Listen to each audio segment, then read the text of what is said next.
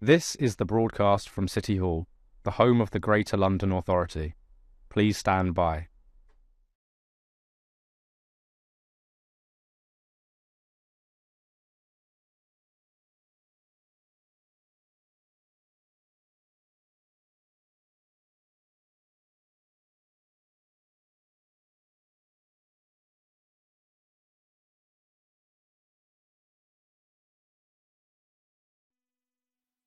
This is the broadcast from City Hall, the home of the Greater London Authority. Please stand by.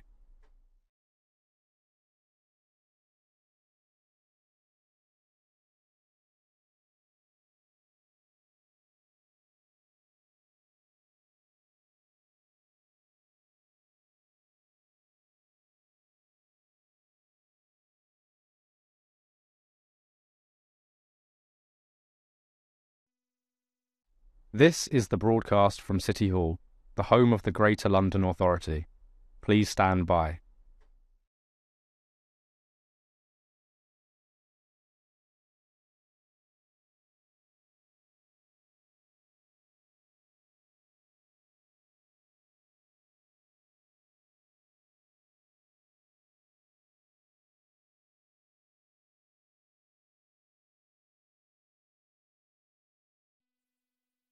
This is the broadcast from City Hall, the home of the Greater London Authority.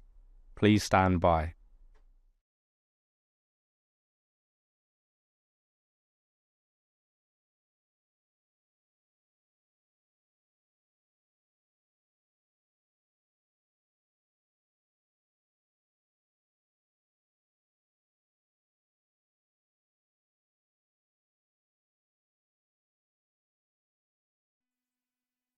This is the broadcast from City Hall, the home of the Greater London Authority. Please stand by.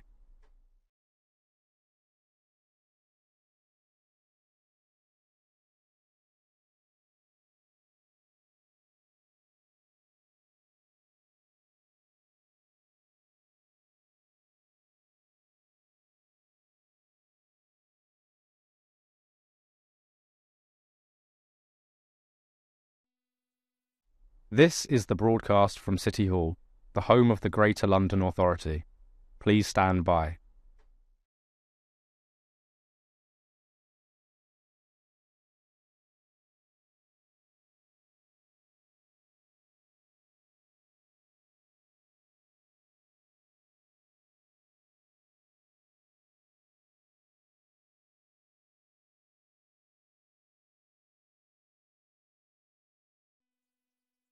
This is the broadcast from City Hall, the home of the Greater London Authority. Please stand by.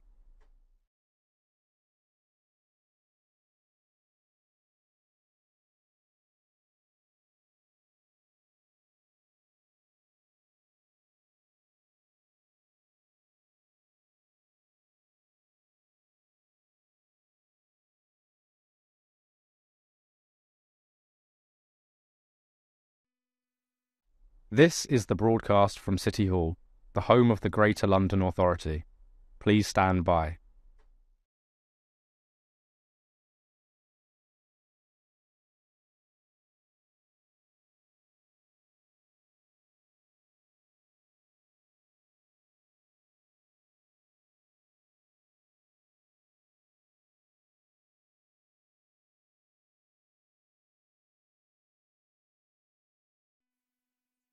This is the broadcast from City Hall, the home of the Greater London Authority. Please stand by.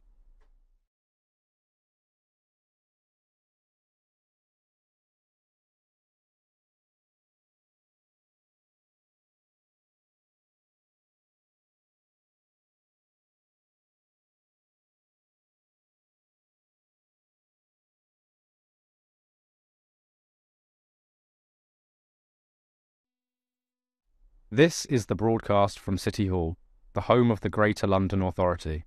Please stand by.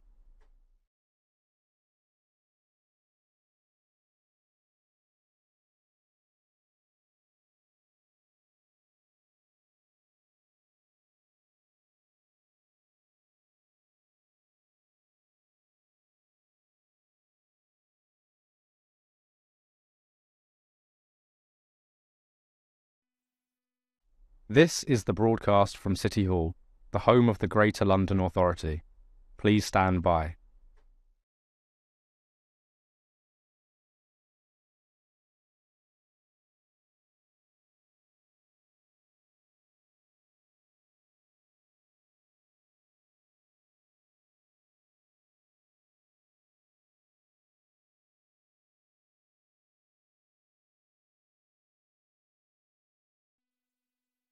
This is the broadcast from City Hall, the home of the Greater London Authority. Please stand by.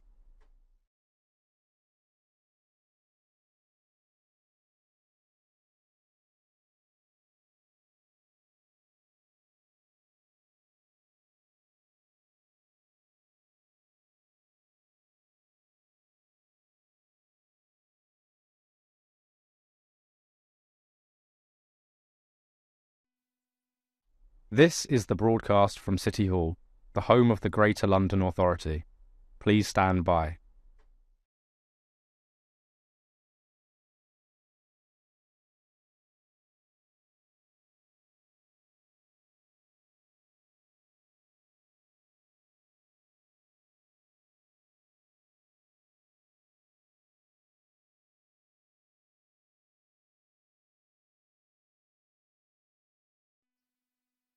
This is the broadcast from City Hall, the home of the Greater London Authority. Please stand by.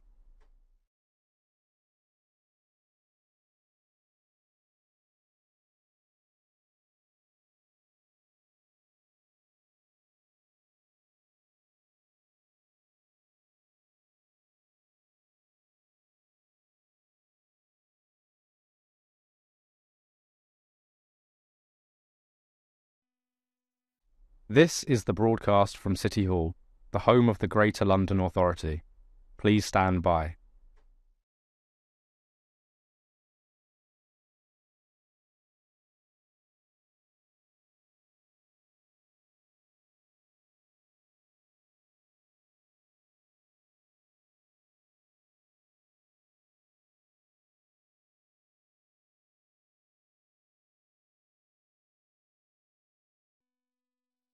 This is the broadcast from City Hall, the home of the Greater London Authority. Please stand by.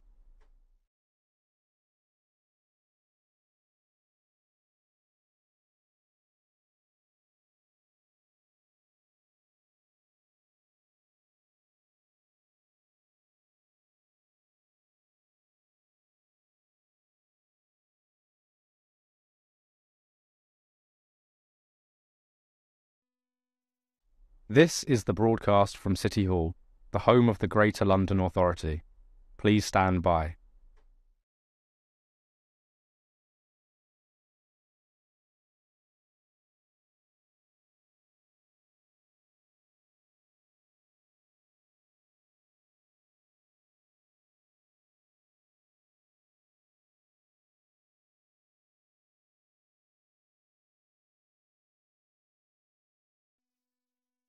This is the broadcast from City Hall, the home of the Greater London Authority.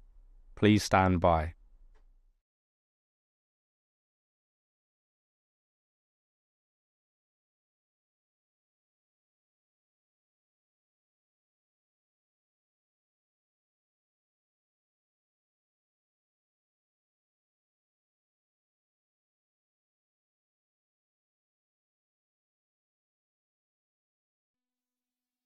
This is the broadcast from City Hall, the home of the Greater London Authority. Please stand by.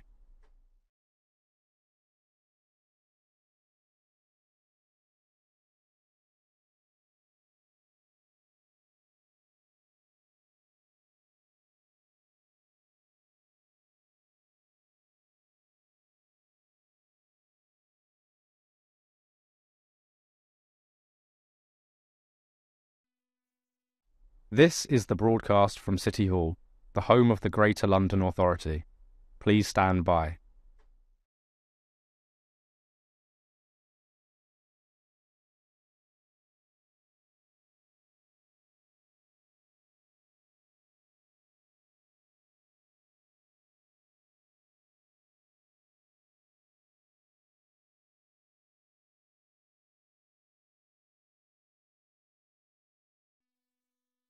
This is the broadcast from City Hall, the home of the Greater London Authority.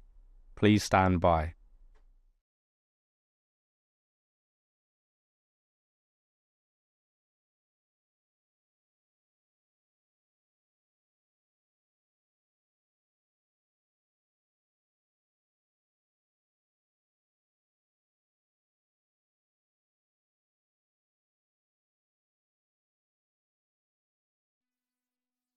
This is the broadcast from City Hall, the home of the Greater London Authority. Please stand by.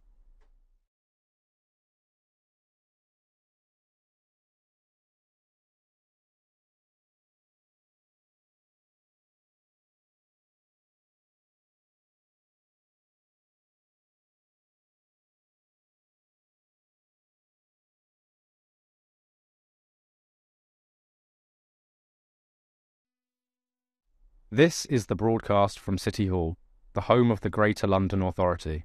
Please stand by.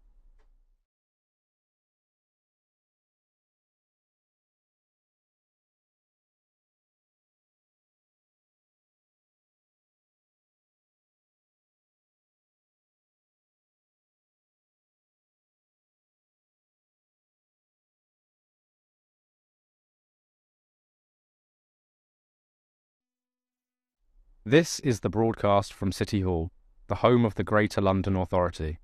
Please stand by.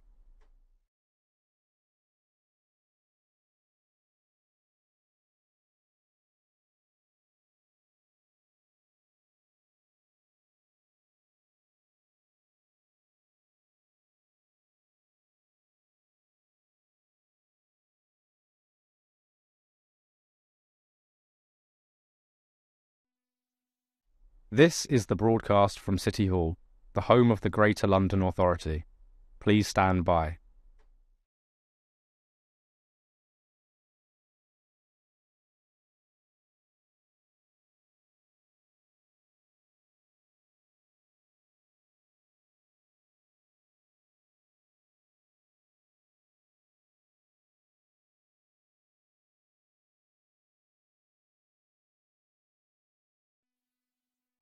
This is the broadcast from City Hall, the home of the Greater London Authority. Please stand by.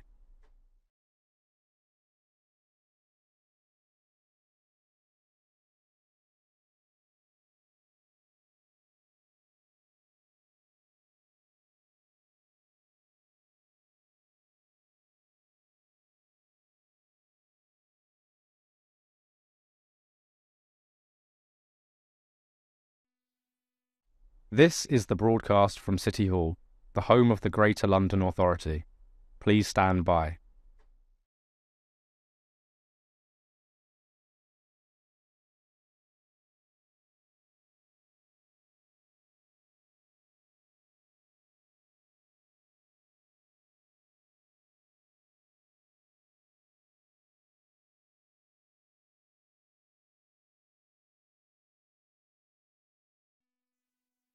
This is the broadcast from City Hall, the home of the Greater London Authority. Please stand by.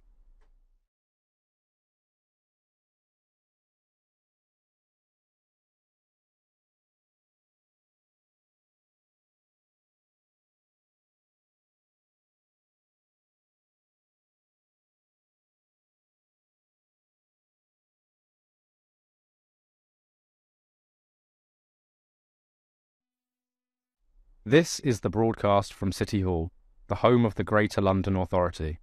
Please stand by.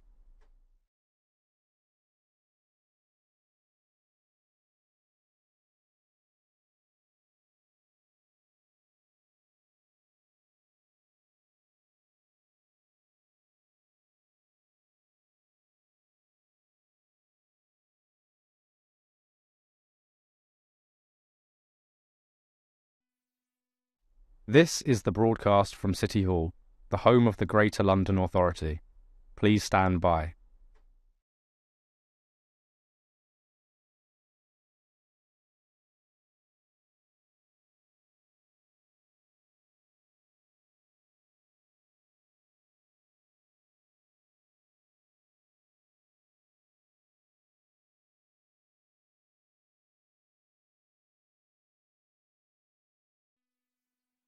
This is the broadcast from City Hall, the home of the Greater London Authority. Please stand by.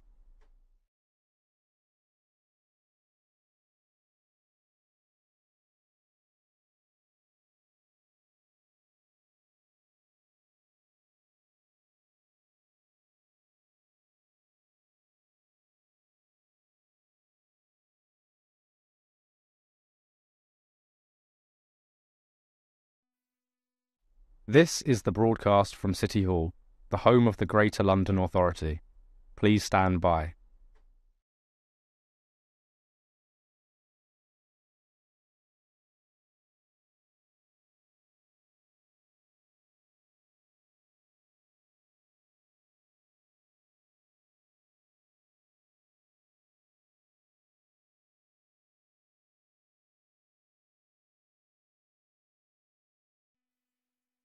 This is the broadcast from City Hall, the home of the Greater London Authority. Please stand by.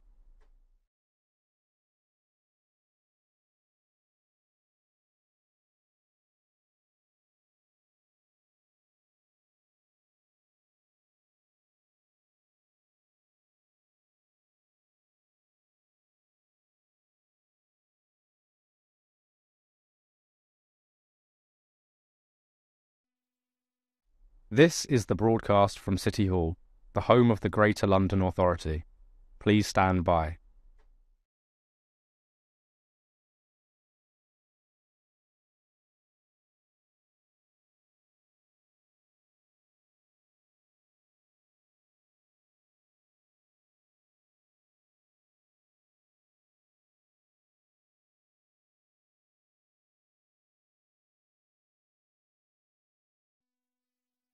This is the broadcast from City Hall, the home of the Greater London Authority. Please stand by.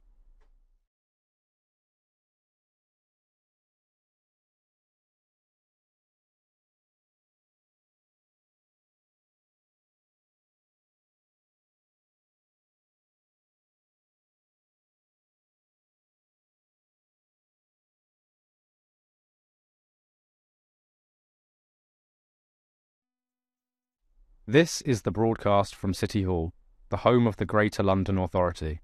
Please stand by.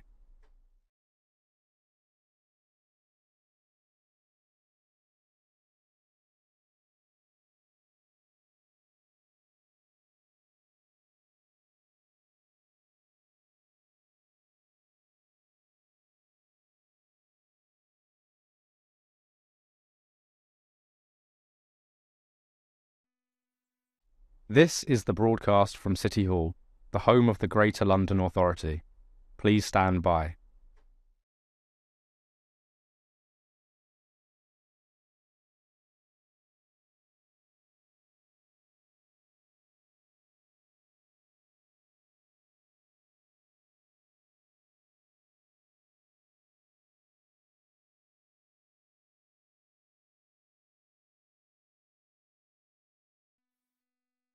This is the broadcast from City Hall, the home of the Greater London Authority. Please stand by.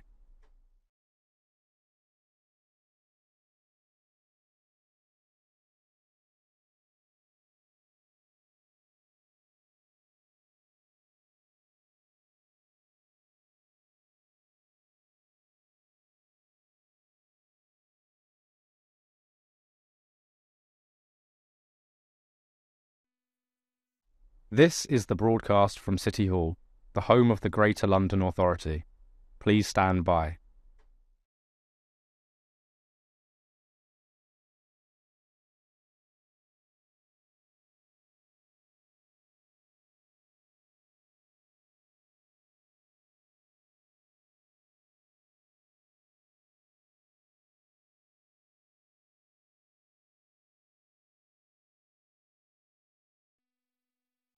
This is the broadcast from City Hall, the home of the Greater London Authority. Please stand by.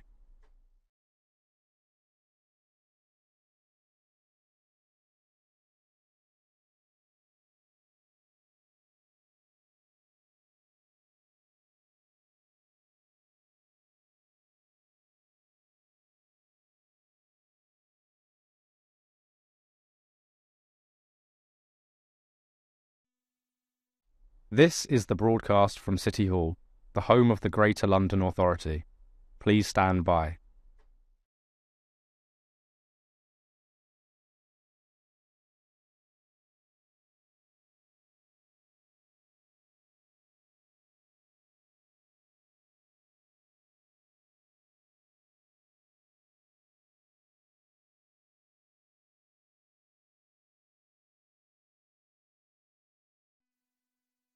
This is the broadcast from City Hall, the home of the Greater London Authority. Please stand by.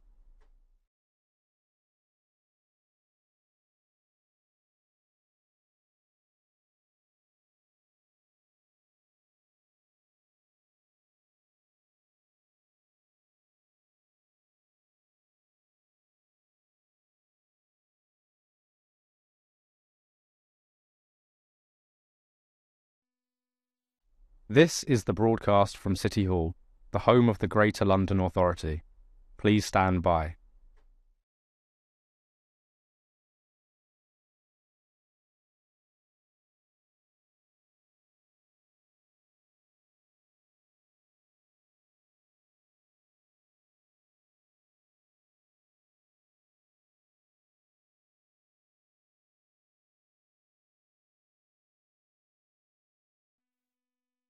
This is the broadcast from City Hall, the home of the Greater London Authority. Please stand by.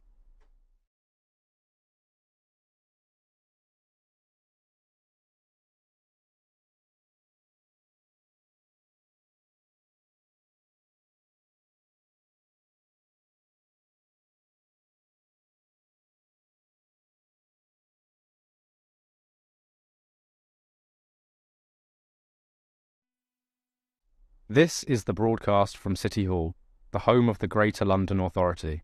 Please stand by.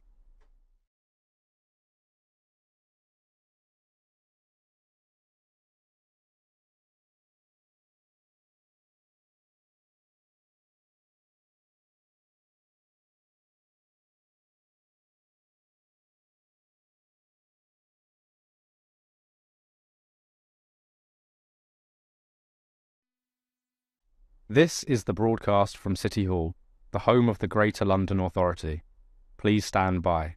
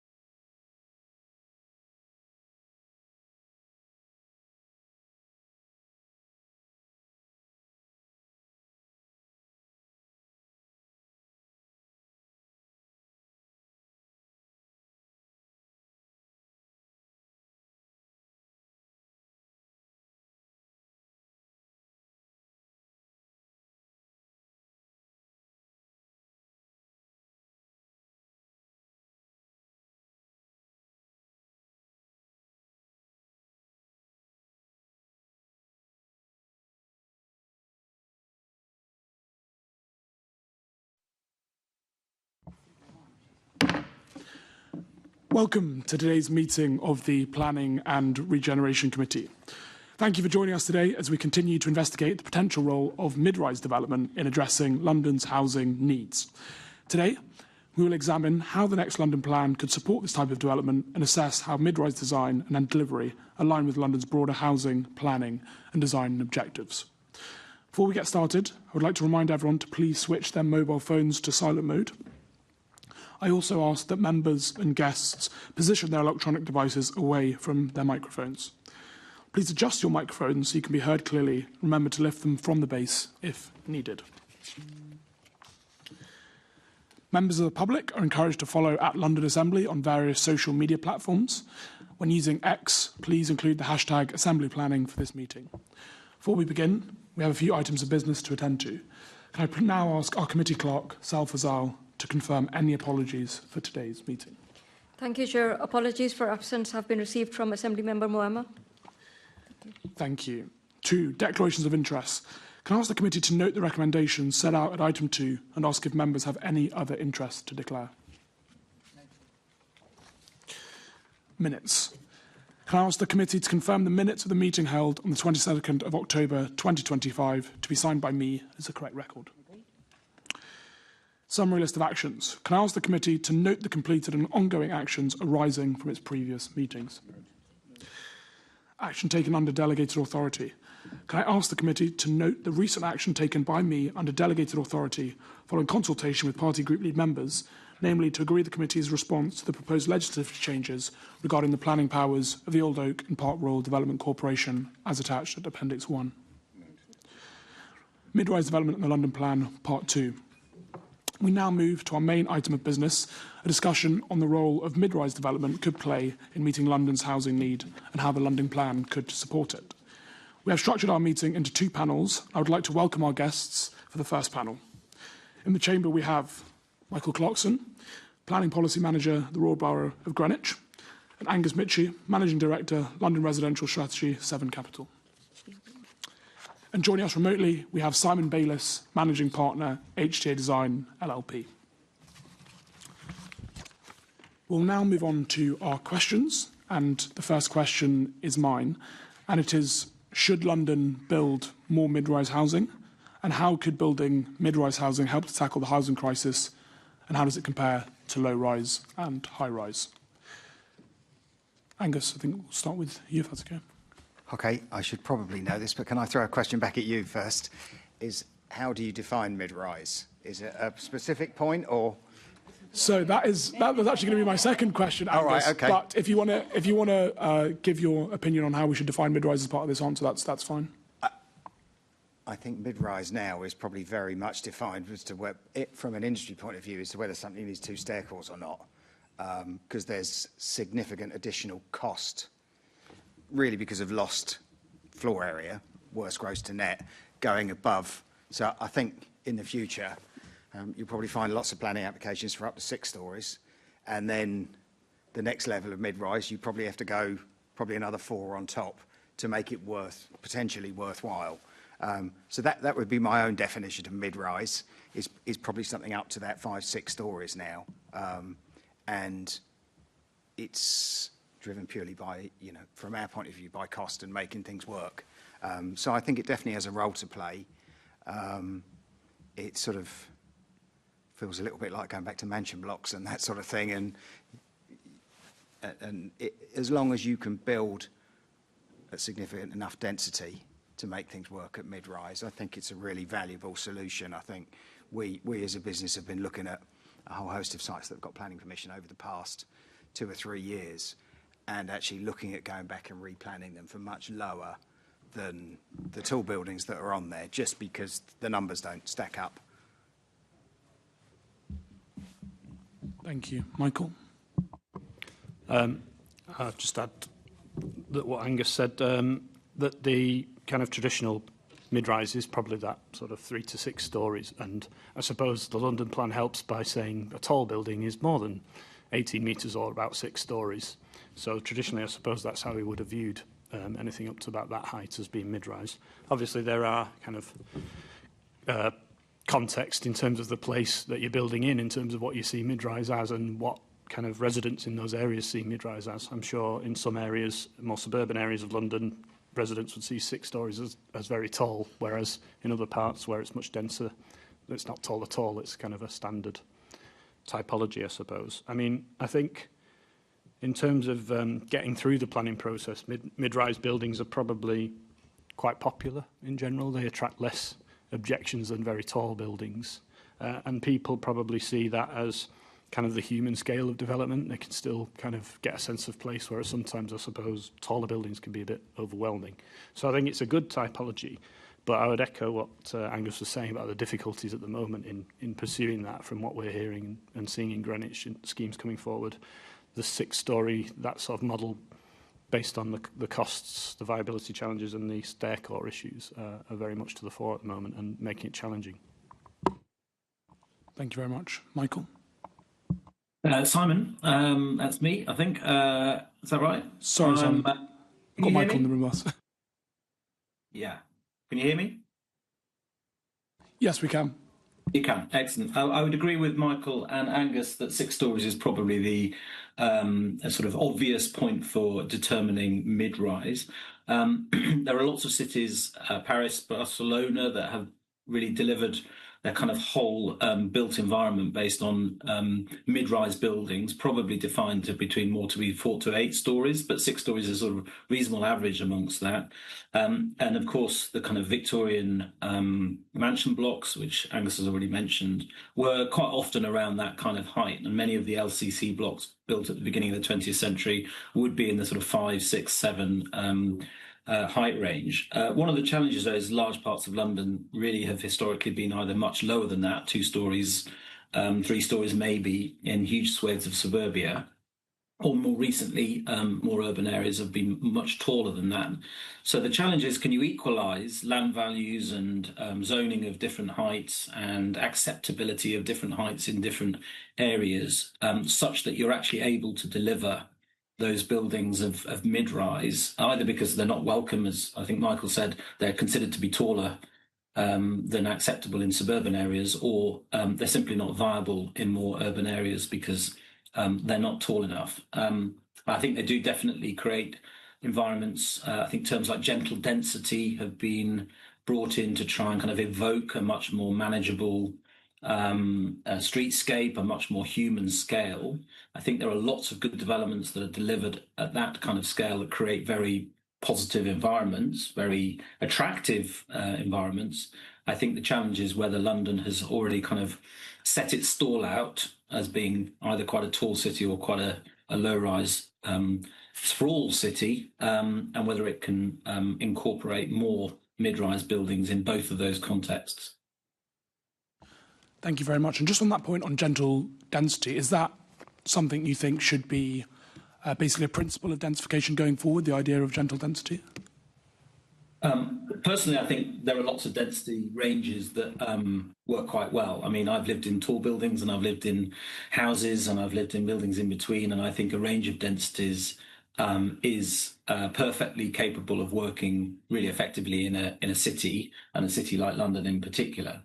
So I think it's almost too late to say London should be a place of gentle density. It has plenty of areas that are what you might say gentle density places around kind of Hyde Park, around in Royal Albert Hall mansions, and those sorts of areas. Quite high density, really, even if they're medium rise. But to go back and deliver at those densities now comes with quite a lot of challenges. There's no question going around parts of London where the density is medium, gentle, to even verging towards high density. They can be very pleasant places to be. But those were places that were laid out with quite large master plans when land was kind of vacant, with large landowners. And most development now is done quite piecemeal across the city. So I think there are lots of challenges. I think, yes, it could be very, very pleasant. It could be delivered very effectively, but lots of barriers. Thank you very much. And just to you all again, the Towards a New London Plan consultation defined mid-rise as 5 to 9 stories. There isn't clear guidance in the current London Plan around what mid-rise is. Do you think a definition of mid-rise in the new London Plan is needed? And if so, do you think 5 to 9 stories is an effective definition? Start with Angus again. I think that's probably fine, given my earlier comments. As I said, I think you'll probably, going forward, see lots of applications for up to 6 stories. And then, you probably need to jump to 9 or 10 to even make it worthwhile, that extra construction cost for the smaller net saleable area. So it sounds fine to me. Thank you. Michael? I'd say again that it kind of depends on the context. So, I mean, it's fine for the London plan to provide a general definition, but I think it's important that boroughs are able to kind of look at their own areas and, make their own judgments as to what is tall, what is mid-rise. And again, that varies even within a borough like Greenwich quite massively between places like Woolwich, Arsenal. Greenwich Peninsula have got very tall buildings, whereas more suburban areas of our borough like Eltham, generally it's 2 to 3 stories, and anything above that would probably be considered tall. And mid-rise, you're looking at more like 4 stories, for example. So, yeah, I think the London plan provides a useful framework. So a definition is probably needed, but just to allow that flexibility in policy making for boroughs is also important. Thank you. Simon?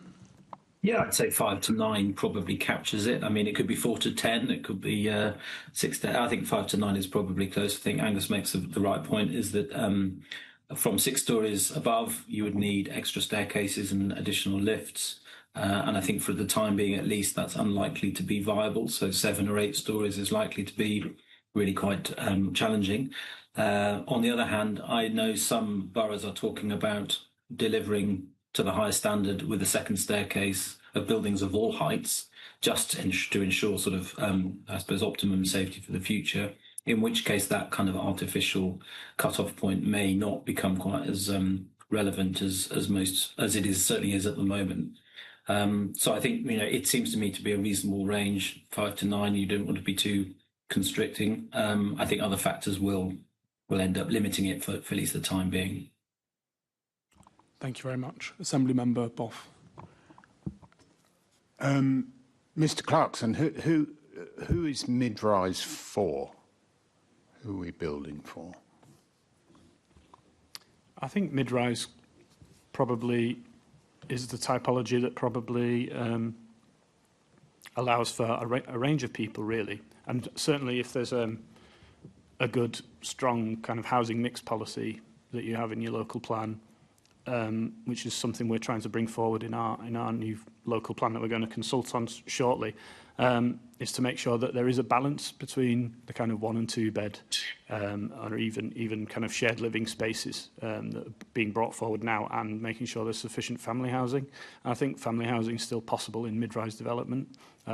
You just have to look at places like the Kidbrooke development in Greenwich, where there's a range of heights, but it's predominantly mid-rise, but it is a place where families have been brought back because it was the redevelopment of the former Ferrier estate. So there's kind of a strong kind of family feel to that area, but still being in a mid-rise scheme. So would you say mid-rise is more attractive to families than high-rise? I would think so. From what I've heard and what I've seen in consultations we've done on planning policy, generally people don't like tall buildings because the sense of community is perceived as being more difficult to kind of bring people together in those buildings, and often if people have mobility issues or if there are multi-generational families, that can be difficult in taller buildings.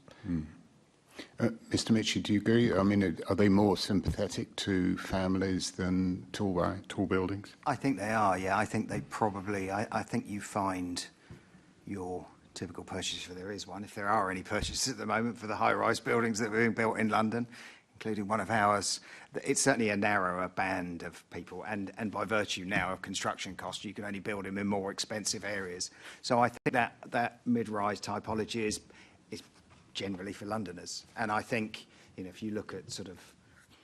And I think both for the affordable sector and the open market sector.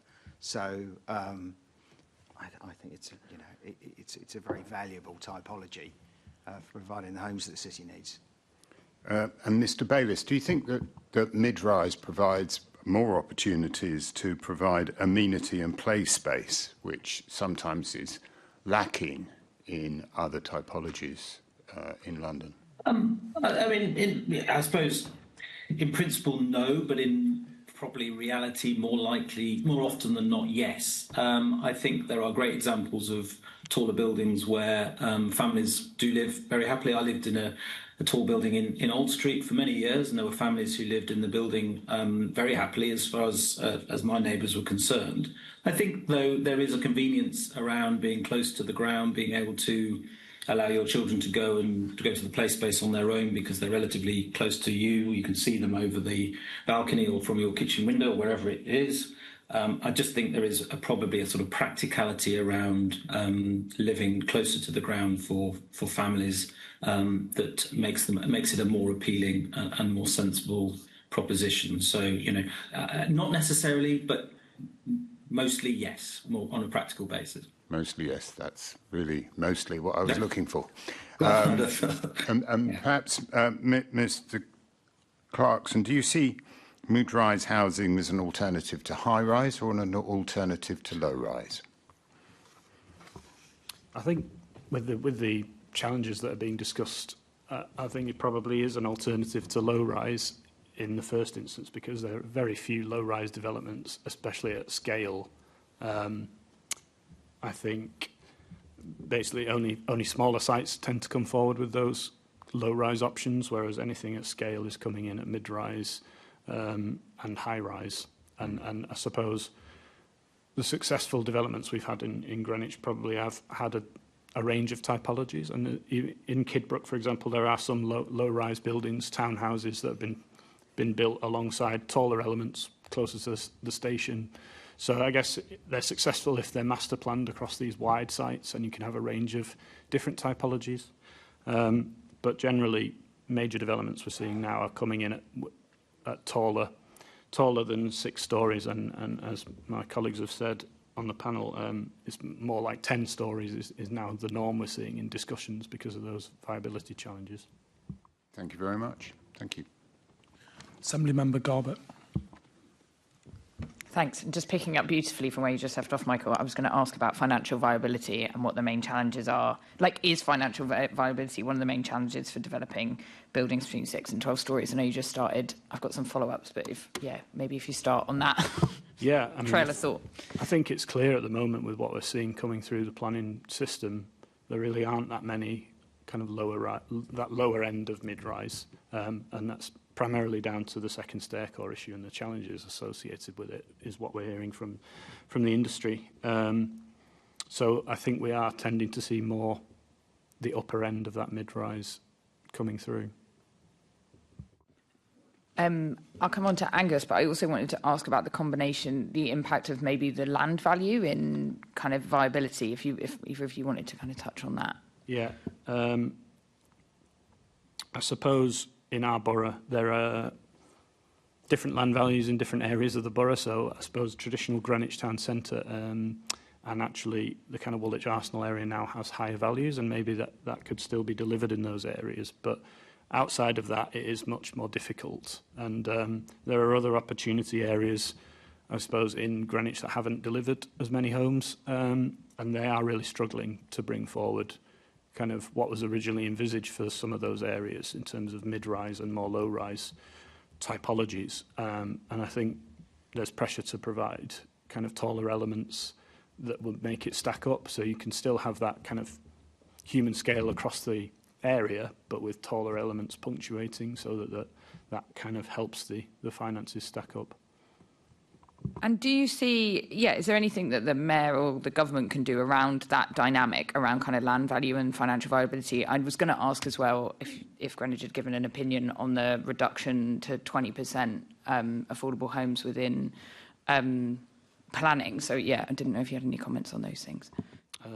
I think we're waiting for the formal consultation to come out to give our view. But, we're looking closely at that, the 20% issue and the SIL proposals. I think it's quite difficult, I suppose. And a lot of schemes we're seeing at the moment are actually coming forward for things like co-living and student accommodation because they're seen as more viable. And the traditional kind of self-contained apartments aren't coming forward because of the challenges. And that's as much to do with the demand side, where people can't afford to buy open market units in new build particularly, it seems to be very difficult at the moment. So that's developers are coming forward with those different typologies now, which, you know, there's still a need for, but we need to make sure there is a balance. So I think there needs to be something done on that side of things, as well as looking at the issue of land values. I'm probably not an expert on land values, so I'll let my colleagues... Yeah, Angus, did you want to come in with anything? Thank you. Thank you. Yeah, I think where we are in the current cycle, I would say low-rise generally, or medium-rise, sorry, is generally more viable than high-rise, other than in the very centre of the city where sales values are so much higher they can support the build costs. Another of the number of issues that we face as an industry at the moment is the sales market. You know, sales rates are very slow. The days of sort of launching a scheme around the world and, you know, selling the whole lot in a weekend have long gone, you know, which lots of people would say is right. But so sales rates are very slow. So to actually sell all 300 units or something in a tall, high building, it just is challenging at the moment. So actually to be able to sell lower rise buildings that are effectively smaller chunks is less capital tied up in delivering that block. It almost feels like we're going back to the start of my career when I was a house builder, and house builders built not quite this, but one house, sold it, built another one, sold it. You didn't need to raise so much money. One of the other biggest issues we face as developers at the moment is the cost of finance. And maybe we've all got a bit too used to very cheap finance since the financial crisis. But our finance costs, our funding schemes, has probably gone up threefold in the past. Well, since we all know what happened when the interest rates started going up. But that cash lockup just makes a lot of bigger schemes unviable. So actually to be able to build blocks that don't contain as many flats, that you can turn your money around quicker and don't have to borrow so much money, really helps the viability. The land value, I think, is a bit of a red herring. I think actually land values in London are such a small, other than again Mayfair and Kensington, they're such actually a small proportion of what your gross development value is. You know, I was actually in my former life very heavily involved in Woolwich and Kidbrooke at the Bartley Group, where I was for years. And actually one of the things that attracted us to that, you know, Woolwich Arsenal, the land was 2% of the gross development value. So land costs are almost irrelevant in a lot. They're not irrelevant because every bit of land in London has a value for something else usually. So we need to ensure that we make sure that land, you're able to pay what it's worth at least plus a premium to encourage a vendor to sell. But the land value element of most development schemes, I would say certainly outside Zone 2, is fairly irrelevant in the overall stack of costs. We're probably in a phase where we're looking at build costs generally being between 50 and 75% of the overall costs. So it's managing the build costs, managing the finance, and I think that mid-rise model significantly helps that. Thank you. That was really, I heard Assemblyman Boff saying this was really interesting as well. Yeah, it's really, really helpful. So just to go back to what you were saying about slow sale price, sale of the new builds. So where do you think that fits with mid-rise, as well as, you know, some of the changes that the Mayor has made recently in terms of getting the homes that we need? I think as we said at the beginning, actually, mid-rise seems to be more attractive to a wider cross-section of the population of London, from families, from, you know, empty nesters, from everything. So, you know, that actually widens our opportunity to sell. I think lots of people are more comfortable with the notion of that mansion block typology that wouldn't ever want to live in a tower block. So I think it helps that. Sorry, remind me, what was the second part of that question? The second part, I'm just interested in the changes to the affordable homes, you know, the 35 to 20% target within kind of planning and new builds, and just if you had any reflections on that within this dynamic of financial viability. It certainly helps.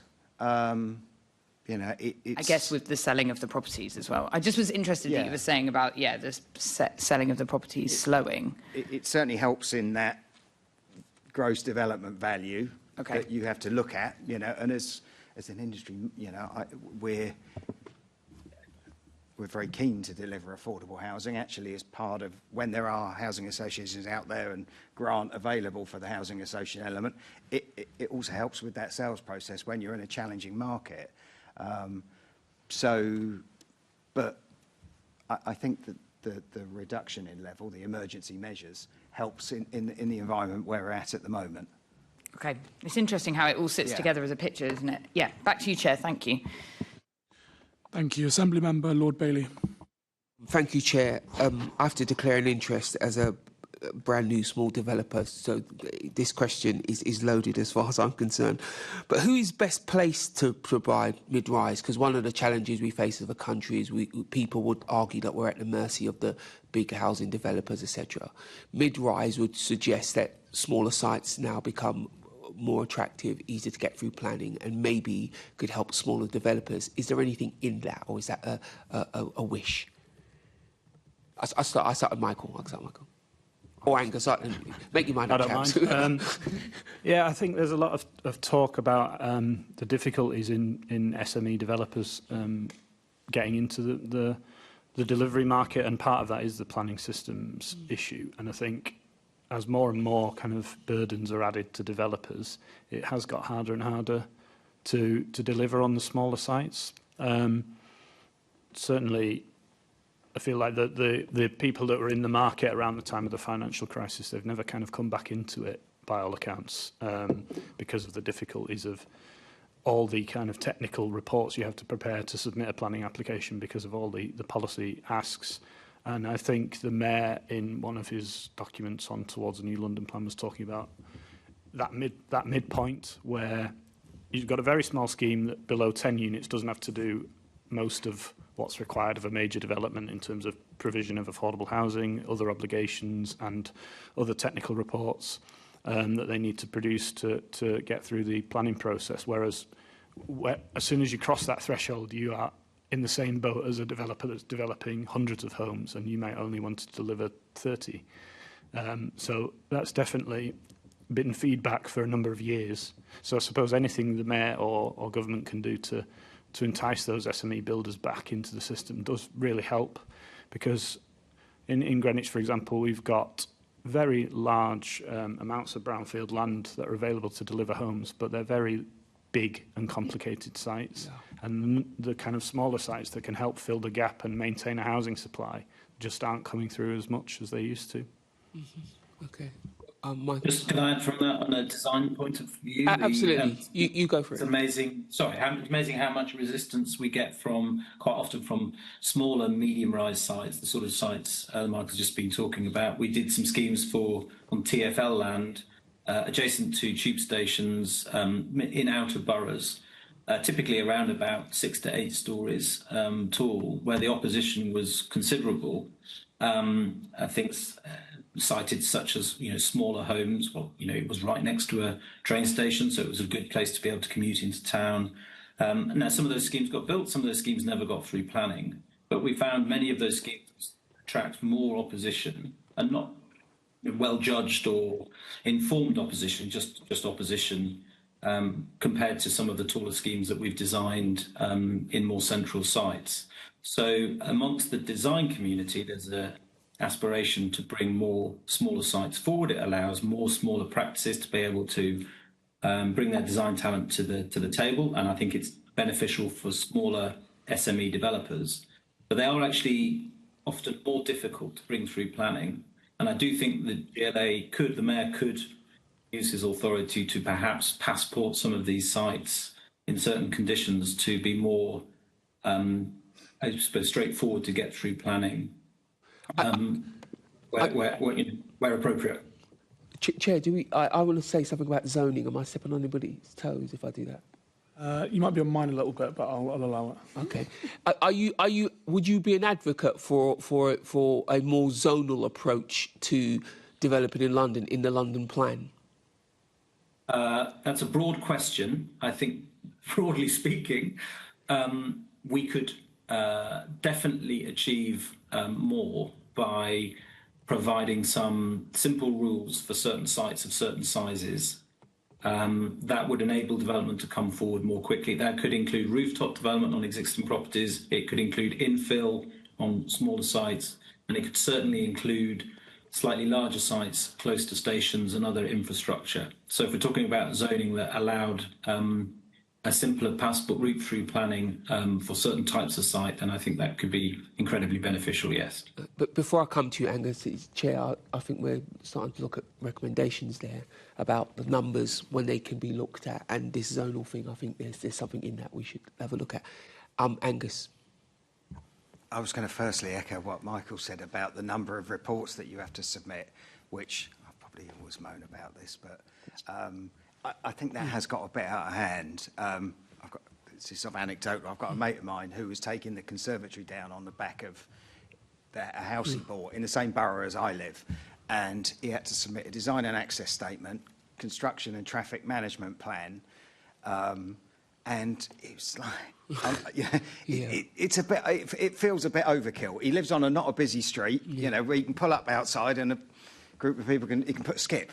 Yeah. And I said, you know, that is it. And it seems a bit overkill, and it does put off the SME developers. It's, you know, it's an expensive business. The raft of consultants you have to have now, and the raft of reports that you have to produce to put in a planning application, and all of that is a bit of a barrier to people, you know, which is one of the reasons why lots of people like myself who spent most of their careers stay with bigger firms than actually probably do go out and set up on their own, just because of the cost involved and the risk. Okay.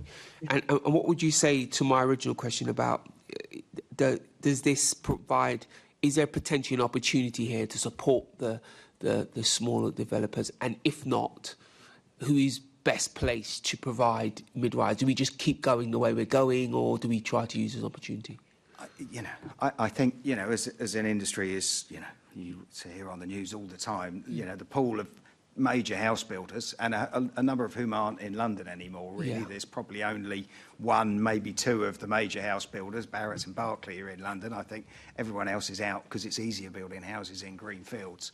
So if we want the volume of new homes built, we've got to attract new entrants into the market, which will inevitably be people working for those sort of firms or new money coming in to develop them. So yeah, I really think you've got to attract SME developers in by not making the process easier, and there needs to be that level of scrutiny on a number of these schemes. I think, you know, the zoning thing's great, but we all care, and politically local authorities care very much, and it's probably what most members' inboxes are full of, is comments about schemes that come forward in their borough, because it's, you know, very visible to the people that vote for them.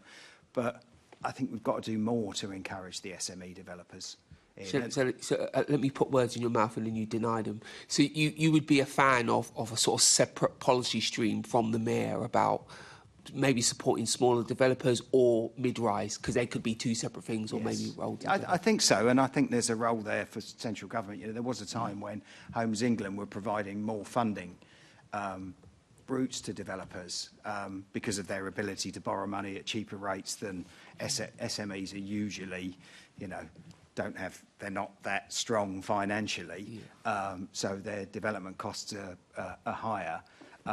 And that ability to help them raise the funding to develop that Homes England were doing 10 years ago would certainly assist small developers. There's, you know, the trouble is there's no, as we all know, there's no one instant fix to increasing the delivery of housing in London. It is a package of measures to tackle all of the challenges and the barriers that the industry faces at the moment, that actually we face and the housing associations face.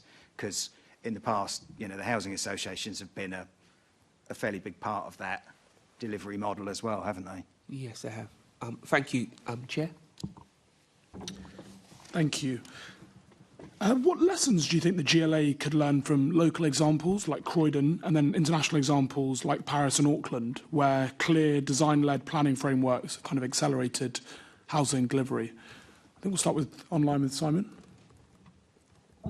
Possibly to take the politics out of it, I guess. The Croydon small site scheme was incredibly powerful and was shown to deliver a huge increase in housing numbers on quite small sites, but was, I think, removed through a change of administration.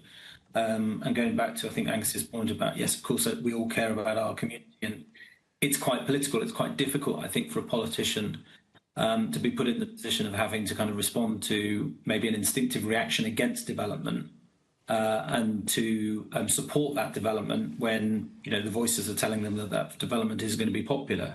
Development often isn't popular on the surface, but the benefits that development can bring can often be significant to the community in the long run and incredibly positive. So, in fact, in some ways, relieving the politicians of that burden, if you like, of having to make decisions against a set of views that may not be properly informed, and on the other hand, the benefits that could accrue to the community may be useful. I mean, it could be part of a zoning process, it could be part of a design code, it could be part of a sort of pre-applied or PD rights type of approach, whereby certain developments in certain locations and of certain scale are almost automatically permitted, or at least subject to permitted by a planning officer rather than a committee. It removes the politics, it allows those things to accelerate. And I think some of the examples that you just cited there have been as a direct result of setting out a limit of expectations and allowing developers to move forward. And I think that is very much a way of encouraging the SME developer, the entrepreneur, to take the risk and to move the site forward. Thank you very much, Simon. That last part of your answer kind of preempted what I was going to go on to next around design codes and zoning guidance. One of the responses we heard to a similar question in panel 1 was from Create Streets around Croydon. And they said that one of the issues in terms of getting that buy-in from the public, from cross-party, is ensuring that the design is in keeping with what local residents have expected of their area in maintaining a kind of vernacular. Do you think that is important in terms of getting that buy-in and depoliticising it? I think a set of standards that defines what good looks like is important. I think a set of standards that defines a style or a requirement that it must look like something that already exists is problematic. I would say that. I wouldn't know. I'm an architect, but I don't think it's good for broadening the appeal to the development community or to the design community or to the local community if everything is simply a copy of a pastiche of something that's gone before. So I think design codes can be incredibly powerful at setting constraints and heights and numbers and provision of facilities and services, but I think they should, in my view, stop short of defining what style is required. And I would probably accept that in very specific areas, central London areas with a particular character, probably conservation areas would have additional limitations to reflect local character. But broadly speaking, I would want them to stop short of defining a style or a type of material or other such stylistic requirements. Thank you very much. And yeah, to our panellists in the chamber here on learning from places like Paris, Auckland and Croydon, and whether design codes or zoning-based guidance would be helpful in delivering it. I think I definitely echo what Simon just said about trying to take the politics out of planning decisions, because you can write all the design codes in the world, but if a local council or ward member has a whole load of objections from his constituents, whatever the design code said, he's going to feel a little bit obligated to vote against things. And design codes, I think, if we're not careful, we're just putting another layer of detail on things. I think we've all got an idea what good architecture looks like. We work with very good architects who we try and work with elements of local community and character. It's good, it's great in a great big master plan, but I think certainly for smaller developments and I think in a lot of areas of London, actually some of the most interesting small schemes are actually the ones that stand out a bit sometimes. I think you need to leave that. I think it's who makes the decision is the biggest issue. Most local authorities have all local authorities have a team of very well qualified experts in planning officers in determining planning applications in terms of what's appropriate, what looks good, what's right. If we could somehow at least lessen the political impact on that decision, that would certainly help. It's one of our biggest issues, I think with a fair many years of experience in the industry now, the number of times you get a planning committee and you really don't know whether you're going to get planning or not is a fairly sad reflection on our industry when you spent 2, 3, 4 years working away at something and, you think, well, I don't know, it's 50-50. It shouldn't really be like that. Thank you. Michael? Well, as a policymaker, I do support design codes. I think they can be very helpful, certainly when you're looking at particular typologies or particular areas of a borough. I think my issue with zoning is probably just the nature of the English planning system, and its discretionary nature makes it very difficult to make such broad kind of zoning policy, because it's all stacked up with other policies that also have to be taken into account because of the way the system operates. So I think design codes are at least a way to kind of try and manage kind of appropriate heights and form in particular areas, and certainly welcome support to produce those, because I think one of the problems we have is just the amount of burdens we have to deliver a local plan, react to whatever the Mayor's doing with the London plan. Certainly there are other pieces of guidance we need to produce. We've done an area-wide urban design guide, which does have kind of coding elements in that we would then want to feed off, but at the moment there's no capacity to deliver that. And there's other guidance we need, such as reacting to climate change issues, planning obligations, etc. So it's difficult, I suppose, for local authorities to have the capacity to deliver that. And I think adding zoning or attempts at zoning is problematic just because it does stack up on top of everything else, and there are always multiple options for a developer to choose which route to go down. So the government tried to do a bit of this previously with the permission in principle idea, and then leaving matters to later stages, but that's rarely been used because I think developers still have the comfort of the traditional planning application route, and they often choose to do that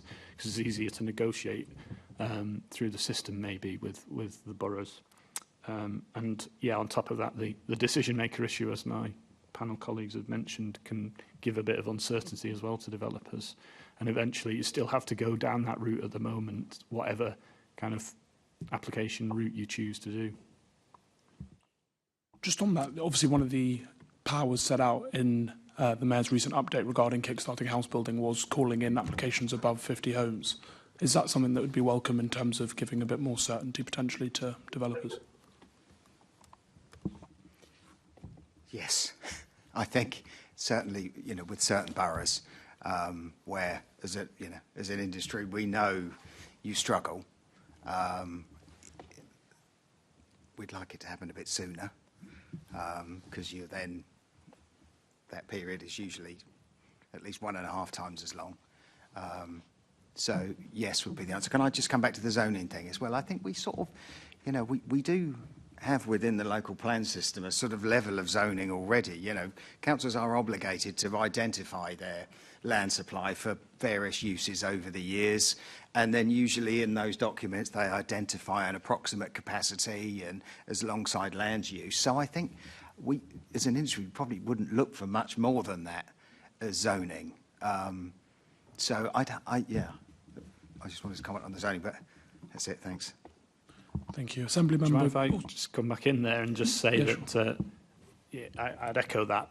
The problem is when you allocate a site, you still have to do a planning application on it, and some instances you can have a committee overturn things that are in line with what the allocation says. So there's still that level of uncertainty and a lot of work to do on the developer's side to get it through, even if it is allocated. Thank you for that. Assembly member Garbett. Sorry, Assembly member Boff. Mr. Bayliss, I'm always amused when people want to take the politics out of something. Isn't taking the politics out of the planning process just a euphemism for taking residents out of the planning process? I think, it could be. I don't think politicians do decide everything, and neither should they decide everything. I think often it is the case that you are at a committee where all of the expertise over many years has worked together to agree on the appropriate response to a site, and the political decision that's taken does not respect or necessarily understand all of that. That is not always the case. There are many planning committees that are well informed, appropriately briefed, and have a deep understanding and expertise in that area. I think it's highly variable. Therefore, I think it's sometimes quite unfair to ask the planning committee to make a decision on a very complicated matter if they've not had due briefing. So just leave it to the experts, yeah? Well, I think the experts are trained to do that job. They act on behalf of the council. They take representation from members through the process. And I'm not suggesting that this is a thing that says we don't have planning committees at all. I'm suggesting there are certain areas where planning decisions can be taken in a more straightforward way that are less impactful and less significant. So I don't think I'm not saying get rid of planning committees. I'm not saying that there should be no political actors in the process. I'm saying that there is a sort of degree, I guess, of appropriate decision making that could be taken at officer level. I think at mid-rise developments, which is what we're talking about here, that is potentially much more appropriate to be taken at officer level. It could speed up the process, and it could get, I think, very good outcomes if certain, restrictions, constraints, design coding was set in place that everybody had agreed to. I think when it comes to much taller buildings that have a much greater impact on the wider community, then I certainly think that the planning committee is a very appropriate place to play that out. Okay. I just find it fascinating that we take residents out of the planning process, and they should be grateful because the experts are in charge. It makes me feel warm and fuzzy inside to know that the experts are in charge. That's not what I'm saying, but I think that often the politically charged nature of decisions in certain boroughs has acted against the interests of the residents. But I understand your point. You cited Croydon, and the reason Croydon was unpopular is because rubbish was built. And that's why there's no infrastructure for some of those developments. And it was rejected by the people because it was so unpopular, because they didn't have any engagement at the early processes of the planning application. I understand that the quality of the development delivered through that policy in Croydon had mixed results. And that probably should have resulted in a and that was the experts. Policy. That was the experts. You could say the same. Anyway, but sorry, I won't continue wasting time with it. Thank you, Chair. Thank you very much. Assembly Member Garbutt. Thank you. And yeah, it picks up on some of the concerns that I had, because obviously we've heard through our first panel about how residents and community groups often don't feel they are able to engage with the planning process. And our briefing has the YouGov stats around 2% of people trusting developers to improve their local area and 7% of people trusting planners. So I do think it is important to represent the views of residents. And I do often get emails from people who are really concerned about the lack of social, like council homes and affordable homes within a development. That's usually the main concern that I hear from residents. And I guess I did want to talk about, in our first panel, we heard how often local plans are good and people feel the local plans are good, and then the decision made in planning is kind of different to the local plan. So, Michael, I did want to come to you just to ask if you've got any examples of where you've worked well engaging residents or what the GLA could draw from it, but kind of within that context. Thank you. Yeah, I've probably done about 4 or 5 local plans now, and the engagement aspect is always kind of difficult because when you're making the plan, it can be very abstract to people, and they get much more interested when you're talking about sites or something that's going to happen tomorrow as opposed to in 10 to 15 years' time. So kind of, I suppose, high-level policies that cover all sorts of scenarios are quite difficult to engage local people in, to get involved in discussing how that might affect them. I suppose it's quite difficult to imagine how that might appear on the ground. But when you're allocating sites, obviously it's much more kind of personal to people who live in that local area, and people will respond if there's something they don't like. And I suppose the difficulty is in allocating sites, you're setting those high-level parameters, but you're not actually seeing a real scheme on the ground, and people don't feel that, okay, this is really happening unless it's already in the planning system. And I suppose that's why engagement tends to spike around individual proposals. And I suppose if it's not in the plan, it's inherently kind of a reactive situation. The council's reacting to a proposal put before it, and it has to look at the whole suite of policies and decide on balance whether the scheme's acceptable. And I think people sometimes misconstrue the plan as being a rule book that must be followed in all instances, and every single line in every policy must be met, whereas the planning officer looking at an application is looking at the balance of all those things together, and does the development deliver enough kind of public good versus the other needs that we have to deliver homes and things. So yeah, engagement can be difficult, but I think we have to do as much as possible at that local plan stage, especially given what the government are proposing in terms of reducing the number of applications going to committees.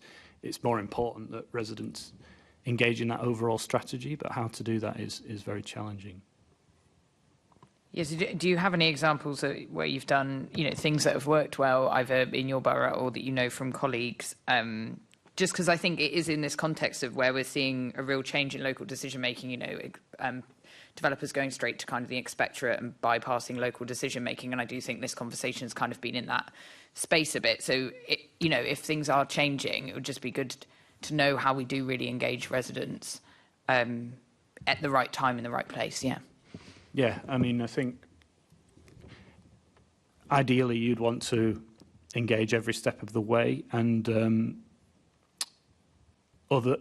sometimes when you're putting a plan together, you're sticking to the statutory process, and you're looking at, okay, very broad, high-level questions about what will the future of the borough look like, and what are the main issues that people are concerned with, and then you go away and write the policies, and then you're kind of presenting back a plan to them. But plans can be very lengthy and detailed, and that can be overwhelming as well. And I suppose people sometimes feel what they said at the initial stage may not have been captured, and they don't see that kind of how it translates on the ground, as I said. So I think, I think area-based engagement's important, and I know our regeneration team at Greenwich are really trying to do that in, looking at more detailed kind of overarching guidance that might not necessarily be a planning document, but kind of helps people see the future of an area, where the key sites are, where the opportunities are, and what the improvements are needed in the area, whether that be a kind of local town centre or connectivity issues, to try and knit that together a bit more. And that's kind of really useful to do, but it does take a lot of resource again. So we are using kind of consulting teams to go out and do that on the ground stuff, which I think is really useful and valuable information. And that can kind of augment those statutory processes where you're just asking much broader questions about the overall strategy for a place for 15 to 20 years. Thank you. That's really helpful. Back to you, Chair. Thank you. Assembly Member Lord Bailey.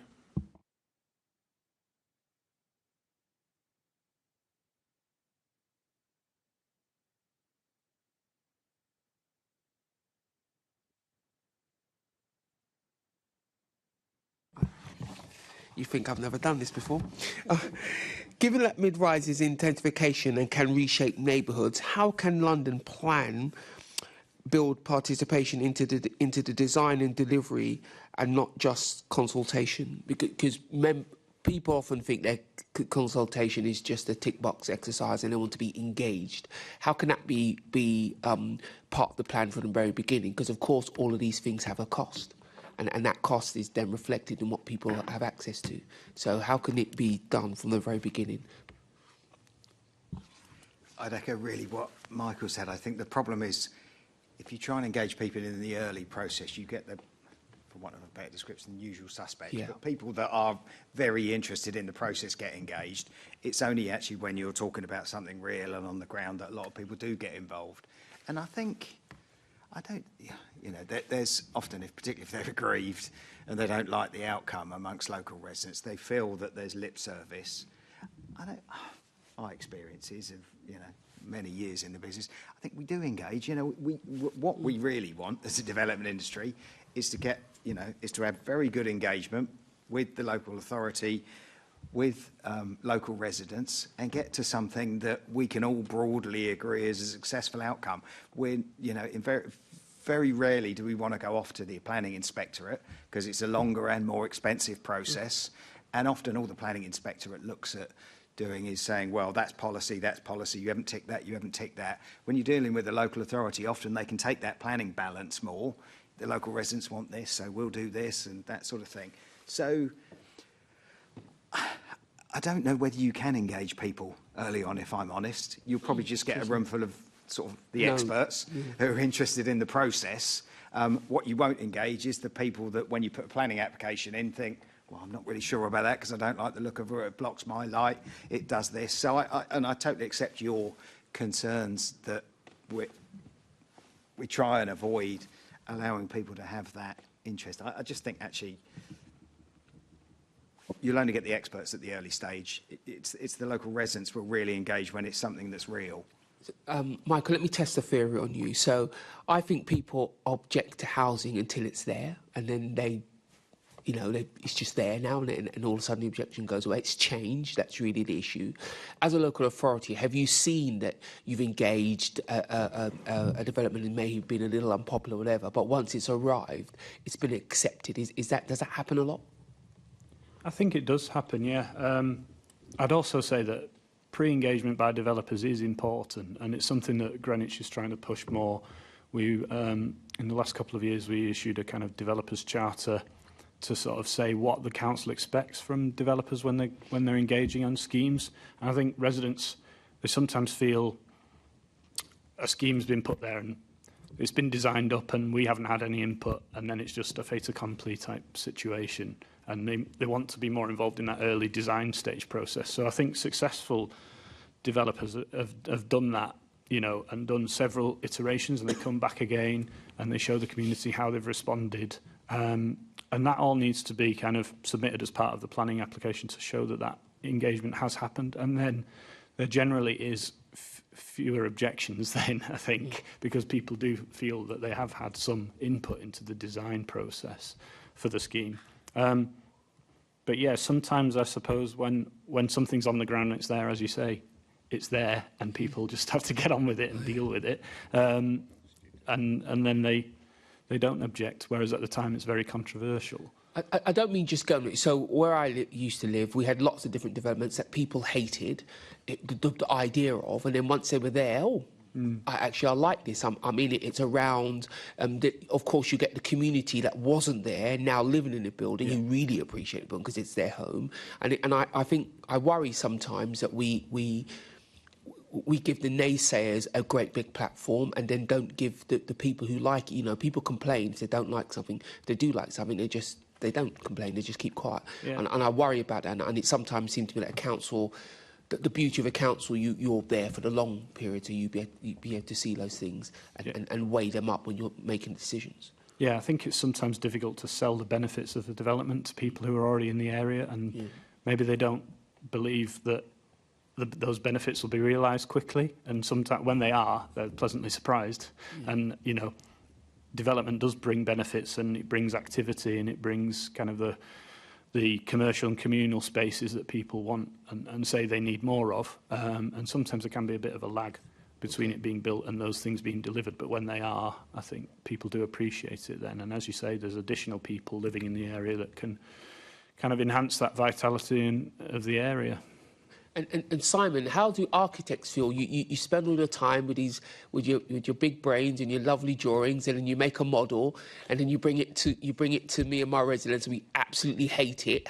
How do you feel about engagement versus consultation? Would you speak to me and residents before you'd even put pen to paper, or do you have to start the process somewhere else? Yeah. I mean, we're probably not typical because our practice was founded on community architecture a long time ago, a long time before my time. But you know, very recently, we've just got a successful ballot through on the Alton estate where that absolutely involved us turning up with no drawings and no ideas. I mean, we had some concepts and some thoughts about what we thought might be worth exploring. And that obviously brought a lot of the credit with the local community who understood that they were perhaps being listened to and engaged from the early part of the process. And we do that on a lot of projects. I would say that in the current sort of climate, there's fewer places to move. So we can take on board the views of the community and we can try and act upon that, and we can do the same with the local members. But then we've got obviously the constraints of the site itself, and then we've got an increasing straitjacket around, well, not so much regulation, but standards and a whole kind of basket of policies. And then a viability issue, which Angus has already sort of expressed around the cost of capital. But there are fewer, I suppose, places to move within that development that you can respond to everybody's contribution through the engagement process. So it may be that we could, in previous times, I think we probably had more flexibility to be able to flex the height or the scale or the arrangement of the building in response to a co-design process with local residents or reactions from the planning committee or design review panel, because we had a little bit more movement within the viability or within the collection of policies and standards that we work within. So it feels now sort of more than ever really in my 30-year career that there's sort of so little room for movement amongst those elements of the development process that engaging with communities is potentially quite risky, because you are always aware that you may further down the process be unable to actually respond to some of the feedback that's been given. But for us, it's really always the place to start, to listen to local people and understand what it is that actually they love about the place as much as what they don't like about the place, because then the design can respond to that as closely as possible. And to what extent does it become a capacity building exercise? Because I've been in community work for 30 odd years, and when this happened to my estate, we were fortunate in that we had an RSL who took time, but we ended up having to effectively teach people the constraints of the code and why you couldn't have a building with a big arch in the middle and it would fall over and all those kind of things. Is that baked into your process, and does that happen a lot? Because I worry that a community can't engage with a developer and loses the argument because everybody just makes the argument technical. Well, I mean, obviously there are technical expectations without going into sort of who the specialists and the experts are in the room. There are things that we quite often can share with the community about how the building process works or how the planning process works that can be actually very helpful for them. They, in turn, can tell us all sorts of fantastic things and useful things about where they live, how they get around, what they do to make the place a community, and what we might be able to try and instill in the development coming forward, and how they might find their way to support the development because it brings benefit to them directly and to their family and their friends. So often it's the community that tells us in the first instance what's good and what they don't like about it. I get all the issues around technical. We sort of have to obviously hold that brief, and quite often we're explaining those constraints to the community. More often than not, actually, the community expect to rely on us to deliver our side of the equation. Okay, Michael, one tiny little question: how do you draw a boundary around who is a local? You have a site. I walk past it every day. On my 500-metre walk to the bus stop, am I a local? I live across the road from the site. Am I a local? How do you draw that boundary? So I think in the application process, it kind of depends on the size of the site and what's being proposed there. From a policy perspective, I suppose you're looking at when we're writing plans about what makes a neighbourhood, kind of what is the area you're talking about, and we've tried to in our forthcoming plan kind of divide the borough up a bit along those kind of characterisation lines. So looking at the typologies of what's there, the different styles of building and different heights, etc. And looking at kind of where the local centres are and that sort of thing. So that's how we kind of attempt to define places. But I suppose, yeah, the actual application process, not being a planning officer that deals with applications, I couldn't tell you exactly where the technical line is about how wide you go. But I know, obviously, the bigger the development, the more people we notify and let know. I mean, in Greenwich, we do use our kind of social media and engagement platform to notify people about the very big developments as far as possible, so that people are aware, and if they're on any of those communication channels, they can get involved. Okay, thank you. Chair? Thank you. Assembly Member Baker. Thank you, Chair. My questions are on intensification, and just to say, obviously, I'm looking for intensification in the context of intensifying to mid-rise, because obviously there are other aspects of that. So we had a number of ideas from our first panel about ways that that can happen. None of them they're going to be a massive surprise to you, but we'd like to ask you about them. So firstly, do you think upwards extensions, either in small homes or small blocks, are a good way to make better use of existing buildings to get them to slightly more dense mid-rise? I think they're quite challenging. You know, I think, you know, I did one scheme in my career where we built on top of an existing building, and it was an absolute nightmare. I'd never do it again. Flooded the residents, flooded this, flooded that. It sounds like a good idea in principle, and you go and see these guys who do it in Scandinavia, where they lift in completed buildings and put on the top. If you want consultation, you know, residents get really engaged if you're sticking someone on top of them. I just think it sounds like a great idea. In practice, it's fraught with problems and challenges, and in terms of its ability to scale up housing delivery, it'll always be a very small part. Can I just ask then, so say in Scandinavia, is it because they have the existing blocks are done to a more modular design, so it's more easy? I do not know, I'm guessing. Yes. So it's easier then to pop them on top. Is that what that is? Or I don't know whether they do it that much more there. I know they just build modular a lot more. I don't think they do it a lot more, I'd say, and I'd agree with Angus. We've designed a scheme to put an extra 2 floors on top of an existing building, and it was the same sort of nightmare that Angus has decided. I think it is incredibly difficult for all manner of reasons in structure, services, engineering, access, and the impact on the existing residents is always going to be significant. So it is incredibly difficult. But I would say not so much intensification by adding extra homes, but by increasing existing homes. There are some good examples of design codes and sort of zoning in places like Tottenham, where additional stories can be added to existing houses, taking them from 2 to 3 stories. If you follow a code, it's sort of pre-approved. And I think they have been quite popular and incredibly successful in delivering sort of additional accommodation. But I would agree, I don't think there's scope for huge numbers to be delivered on rooftop development. That's really helpful. And are you aware of any downsides on the extra stories in terms of extra stories on existing homes, sort of terraces and stuff like that? Are there impacts in terms of sort of heritage impact, streetscape or anything like that? And how do we manage that? Yes, I mean, that's why you have to take a careful look at the street widths. You have to look at overlooking, you have to look at overshadowing to existing properties. But I think if those conditions are appropriate to allow that additional space to be added, as a mansard, as a loft extension, or sometimes as a full story added with the roof effectively moved up a story, that can be powerful. But as I say, this isn't adding additional homes, it's adding additional capacity in existing homes, but it is a sort of good way of using a design code. Thanks, that's helpful. And of course, if we're adding new capacity to existing homes, that may free up homes elsewhere. Yes. So, thanks, that's helpful. Michael, did you have anything to add on that? Just to say, I mean, I'd echo those comments about the difficulties and the number of kind of objections that often attracts.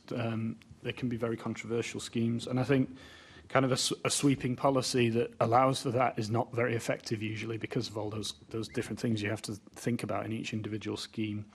And I think that's reflected. I think the government previously introduced some permitted development rights to allow that to supposedly be made easier, and we've not really seen many of those be taken up at all, just because it is more difficult than it seems on paper. From the outside, as an amateur, that very much looks difficult. Yeah, thank you. Demolition, even more a controversial subject. So we heard in our first panel that we demolish a lot less in terms of homes than other comparator cities. Although I think they just said demolish more, and I'm not quite sure we know whether that's homes or other stuff, but we demolish a lot less.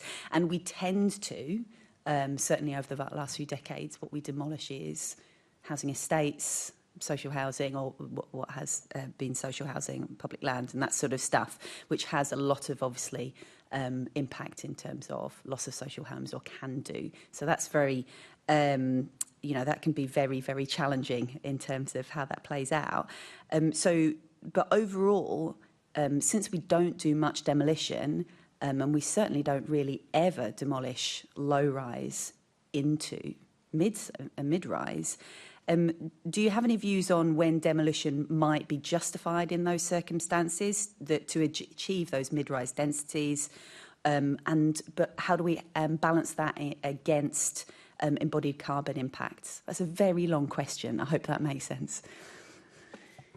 Yeah, I mean, from a policy-making perspective, I think there's been a real drive in the last few years with the country's net zero commitments to prioritise retrofitting and circular economy principles and move away from whole-scale demolition. But if we want to deliver the number of homes that London needs to deliver, it's just a fact that there will have to be some very large sites delivered, and they can probably only be done through demolition. I suppose it's easier to deliver those where you've not got existing residential uses. So in a lot of the opportunity areas in Greenwich, you're looking at old industrial areas which can sort of deal with those large-scale demolition of buildings, or former institutional sites, for example, and other sites where there aren't existing communities, at least not to a large extent. But yeah, the kind of estate regeneration side is much more difficult and lengthy process to go through to actually get that even through to the kind of planning application stage. Takes many, many years. So it's very a long-term view. But yeah, I think it's quite difficult to balance the two requirements, the need to deliver large numbers of homes, and we can only do that at density, increasing density and optimising the land that we do have. So there is definitely a role for demolition in the right places, but I think on some of the smaller sites, it might be possible to retrofit the existing buildings and create new homes at the same time. It's just a more difficult process, I imagine. Okay, thanks. Angus? Yeah, I think, demolition is going down because of the embedded carbon commitments that we've made, and often now it's not right to knock buildings over. I think we probably should be demolishing more low-rise housing and building at higher densities. Certainly if you go along the Elizabeth line, where we built new stations in areas that weren't particularly well served, and you walk out the station, I know because somewhere near me there's, in this instance, and there's two-storey housing there. Now clearly those areas could support far higher densities. It's the problem of ownership there, and how you then assemble lots of different ownerships and viability, possibly how you can generate enough money to buy all these people out of their homes. That's a very time-consuming process. The reason why it happens more with the large local authority housing estates is they have a greater level of ownership. I was very heavily involved in the Kidbrooke scheme in Michael's Borough, and that also, the occupation had been run down over many years because it was in such a bad state that there, and then you get into issues where, are you taking people out of their homes, all that sort of thing. It's a very challenging process, but that scheme, at least when I was dealing, it went from 1,900 homes up to 5,000. It's probably a lot higher than that now since I was involved, but you are able to make those big additional swathes of additional housing because they were built to relatively low densities by today's standards, a lot of those estates at the time. So you can provide significant increase in homes and more affordable, or at least replace the affordable that's there. It does often involve demolishing mid-rise housing, though, of course. Yes, a lot of those are. So yeah. if we're looking at specifically at the sort of benefits of that level of density, that specific trend of demolition doesn't seem to have got us any further forward. Whereas the low-rise, obviously it's sort of something we did touch on very briefly in the last panel, but it is not said at all that there is lots and lots of low-rise housing, some of which is actually pretty poor quality now.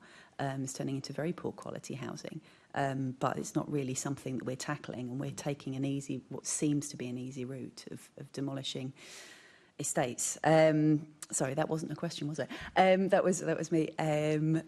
Apologies. Simon, did you want to come in on any of that? Well, we did as a practice, we did a sort of a thought leadership piece around called Superbia some time ago, which looked at kind of very, very low density suburban areas with quite low quality housing that had been built potentially using system build or just built quite quickly and quite cheaply, with a sort of shortage of facilities and amenities in the wider area because it was so low density, 100-foot gardens, lots of parking spaces out the front, but quite poorly maintained and managed housing. And an idea that where households could get together and work as a kind of development trust to redevelop their area to higher density, to extract sort of some land value from their own home, replace their home, and deliver more housing and increased density, which could go up to kind of medium-rise buildings. We were probably talking more 3 to 4 stories rather than 6 stories. We were talking about quite very suburban areas. And I think as a principle, it probably had a lot going for it in terms of creating a better place, better quality housing to new standards that met the needs of residents and brought a lot more residents to the area to support better facilities. I think as a delivery proposition, it was always going to be very difficult to understand how people getting on with their lives and not having any expertise in this area were likely to suddenly get together and become developers. I think we thought there was a possibility that some facilitators could enable the process to happen, and we felt we could probably deliver, hundreds of thousands of homes across London on the areas that we were talking around. So I think it's probably an area that needs more research and investigation. I think you're right, we do tend to knock down existing estates which are perhaps struggling in lots of other ways, but they are tending to be of the kind of 5 to 10 story height, and we're putting back sometimes much taller buildings in order to get the cross subsidy from the private sale or private rented homes to pay for the redevelopment. So in a sense, that's doing the opposite of what this whole panel discussion is about. I think if you went to the suburbs, you would find lots of areas that would definitely benefit from redevelopment. Whether it's possible to kind of pull together the process and facilitate it, I think that remains to be seen. Thanks. That's really interesting. And just to wrap that up, specifically on those issues of more gentle intensification up to mid-rise, upward extensions, small sites that we've talked about, what can the London plan specifically do on any of those? I'll go first on that, and I hope colleagues agree with me. One thing we haven't touched on, I was wondering whether we were going to, was the sort of London Housing Design Guide standards. I know in the emergency measures that were announced, it sort of touched on some of those. A set of standards is great, but I think sort of they've been applied a little bit too rigidly. I know there's consultation on the level of cycle parking. I think, as having 30 whatever years experience in the industry, I've seen lots of completely empty cycle storage, very good cycle storage that I've put in schemes, because people, if they've got a half decent push bike, they keep it in their flat, whatever you do. So some flexibility on that, and because of the rise of Lime and all this sort of stuff, my kids don't own a bike now, they just buzz around town on those sort of things. But I also think some of the issues like the number of units off a stair core, all of those sort of things actually reduce the density and the viability of schemes. I remember going back quite a long time ago, when I was involved in Woolwich Arsenal again in Michaelsborough, and we built a building just pre the adoption of the London Housing Design Guide, and we worked out that if we applied the London Housing Design Guide to that in terms of dual aspect, no north-facing flats, 8 units off a stair core, we reckon that the number of homes in that block would have reduced by 40%. And actually, we took some offices in a previous regime here round, and they accepted that the building was fine. So I think some greater flexibility in that would certainly help. I think one thing we're really struggling with at the moment is local authorities. There was some new sunlight daylight regulations that were adopted fairly recently, I think, from Europe. And we've had local authorities applying those really rigidly, and you just can't really ever comply wholly with a block of apartments with them. And if there could be some sort of guidance about how they could be applied flexibly now, and we all understand why it's good to have dual aspect and for all sorts of good reasons, But we very rarely have purchasers say, I'm not buying that because the bedroom faces north. I just think a greater level of flexibility in some of those design standards or a review would enable us to build mid-rise buildings much more efficiently, would be my sort of plea. Thanks. Thank you. Michael, I'd absolutely agree, Angus. Oh, sorry. I think Beg your pardon. Sorry. No, please go for it. Go for it. Angus was, I think, looking for making sure we were in agreement. I think absolutely agree. Obviously, a corner flat is a lovely flat. That's effectively a dual aspect flat. But not everybody needs a corner flat, and not everybody can have one and afford to have one if we're going to deliver enough housing for everybody to meet their needs. People need different types of housing at different stages of their life. They need smaller homes on their own. They need to be able to grow into larger homes. And if we're delivering what, for me, has become a one-size-fits-all, everything is distilled down to a rigid set of standards, then I think you end up with a market that doesn't have flexibility and eventually dries up. And once you apply the kind of current constraints of the moment in terms of cost of finance and all the things that Angus was talking about earlier, the market just gets to a tipping point where it can't move forward. Actually, if you move to relax some of those standards, I don't think you reduce the quality of the housing, because actually you have the opportunity to potentially to lower the height of the building, to move taller buildings down to medium-rise buildings, to move the buildings closer together across the street and create a bit more shade than they need to be if they're taller. But some of the things that prevent you from doing that in terms of medium-rise are things like central corridors, an insistence on 100% dual aspect, and all the things that Angus has been talking about. So I think a kind of softening of some of those standards that are applied incredibly rigidly in some authorities, allowing a bit more design innovation, allowing the planning officers and the committee and the politicians to decide whether quality has been achieved through the design, would probably make mid-rise housing a more viable proposition than it currently is. In the current arrangement, a taller building is easier to tick more of the standards. So even if you do have to have an extra stair and an extra lift, over the scale of the building, you can probably meet more of the standards in terms of dual aspect and daylight and sunlight and overheating and those sorts of things. So I think there are certain things where the standards are operating against buildings of different density. Thanks. Thank you. Michael, do you have anything to Yeah, I mean, this? you asked specifically what can the London plan do. I think I'd echo those points that sometimes the GLA does produce too much guidance and too much kind of a one-size-fits-all approach across the whole of London. And it would be better, in my view, to allow more flexibility for boroughs to make their own guidance, because they know their areas, and they can be more flexible because they know what will work in some areas might not work in others. So I think the London plan can set the high-level principles. It's supposed to be a strategic development strategy and not a local plan.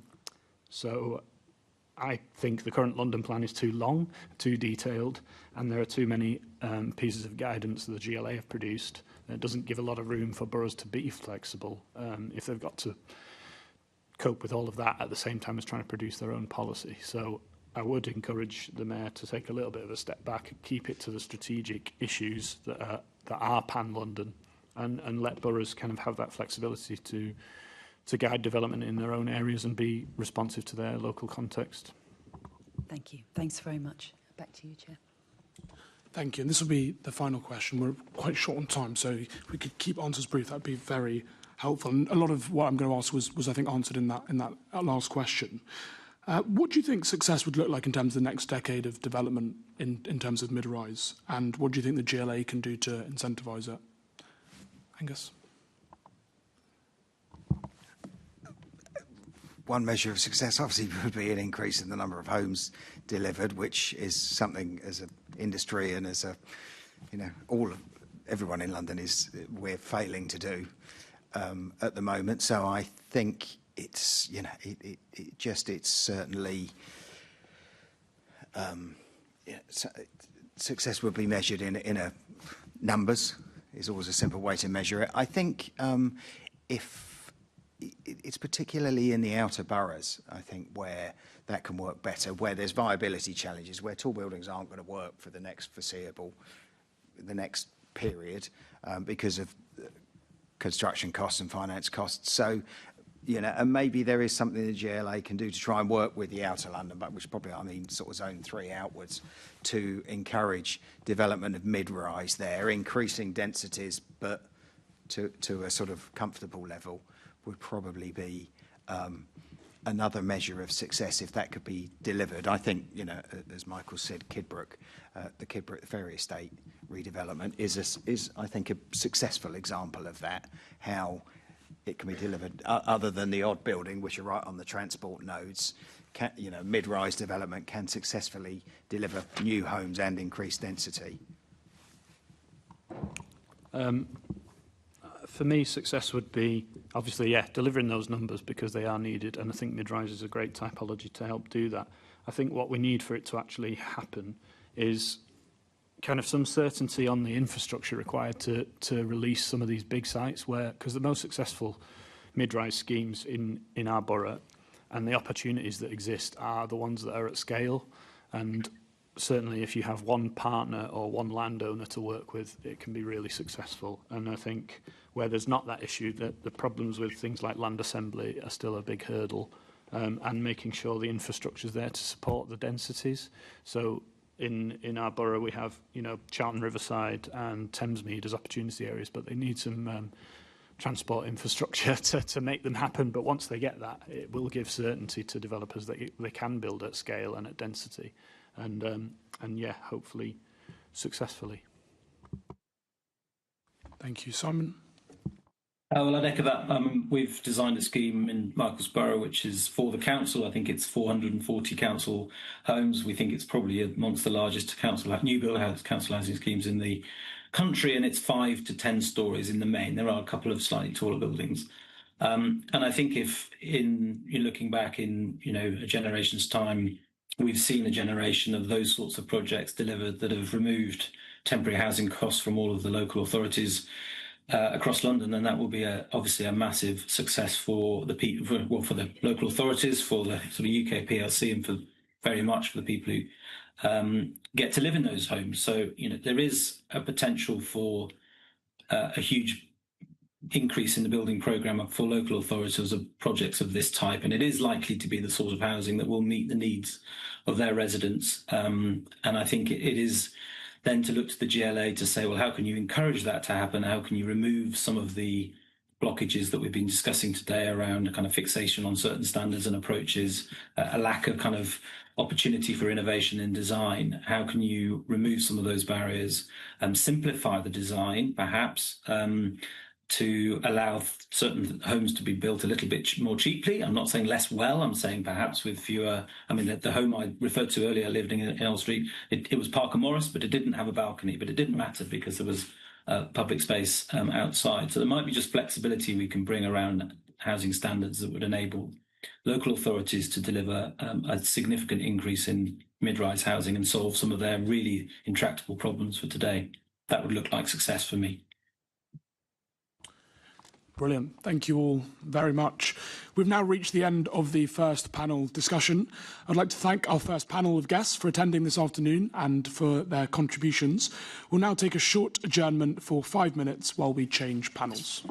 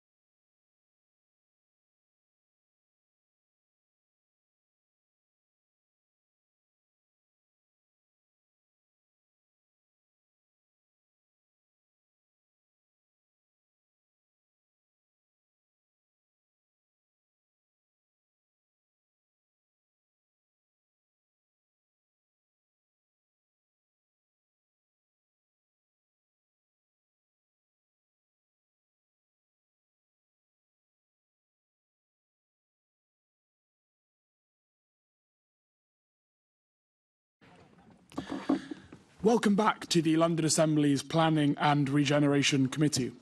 We now continue our discussion on mid-rise development and the London Plan. I would like to welcome our second panel of guests.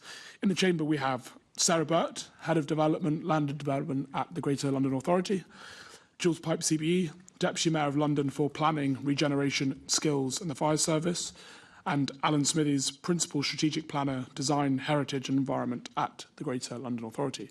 Welcome to you all. I will be asking the first question, and is that we've heard broad support, I would say, throughout our first meeting and in our first panel of this meeting for a dedicated mid-rise policy. Deputy Mayor, is that part of your thinking for the next London Plan? There's plenty of thought going into what will be the next in the next London Plan, and clearly there will be things about optimising density and the typologies that would best serve that optimisation of density, and also further work on and developing the idea of design codes and, you know, the debate about, you know, where design codes should sit at what level of the suite of development documents that boroughs would use. There is a case to be made that there could be a London-wide approach, even more so than the one that we already have, which is really a kind of outlines a process that boroughs should go through about developing a local design code. But, you know, there is a case, some people think, that actually there should be one for across an actual code across London. Obviously, there's already a lot of material on medium rise density. There's at least 4 LPGs that go into some detail about on the encouragement of mid-rise density.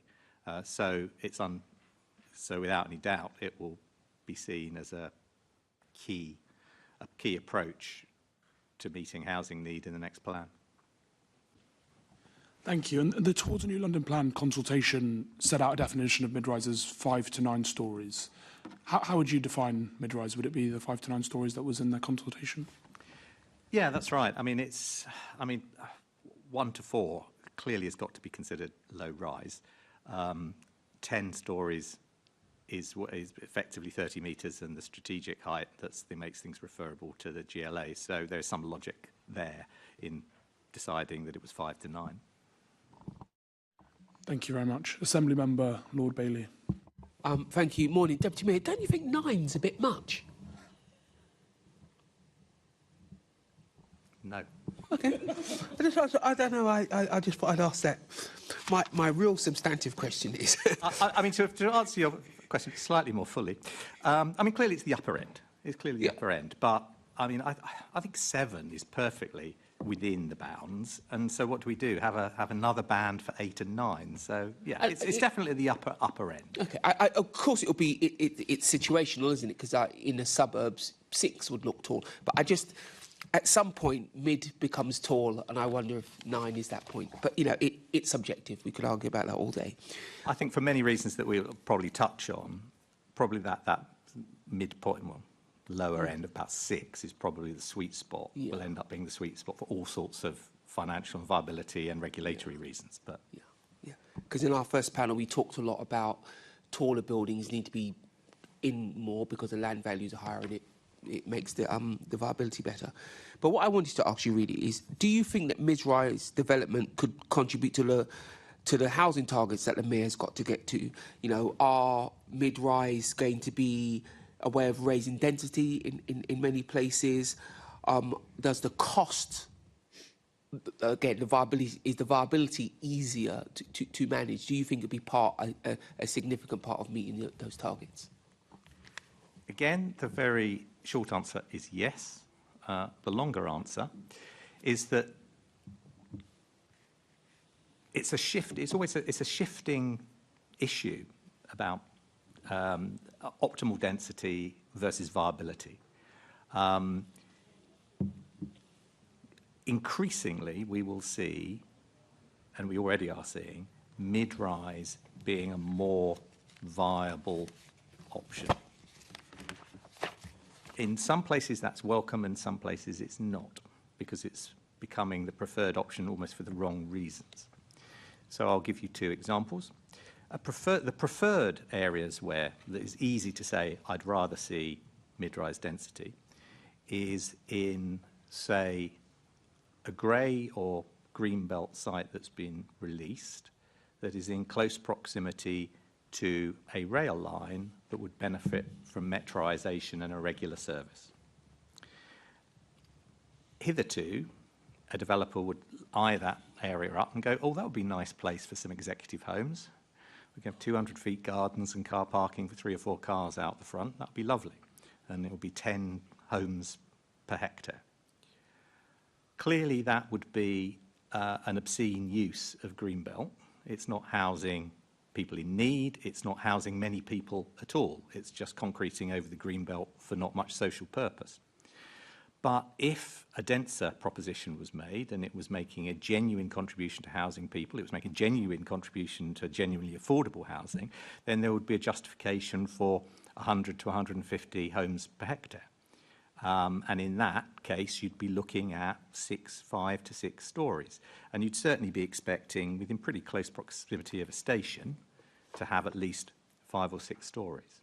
So that's an area where one would be saying, mid-rise, definitely to be encouraged over low-rise. Where I think there's a negative tendency to mid-rise at the moment is people, in short, wanting to avoid building safety regulator and an 18-month delay. Because if you've got a big site and you've got, again, a transport node, ideally, you'd want to go up high by the transport node and get density, maybe up to maybe even 20 stories in the right place, and then fall away. And then in the far ends of the scheme, you'd end up with mid-rise. That would be good placemaking.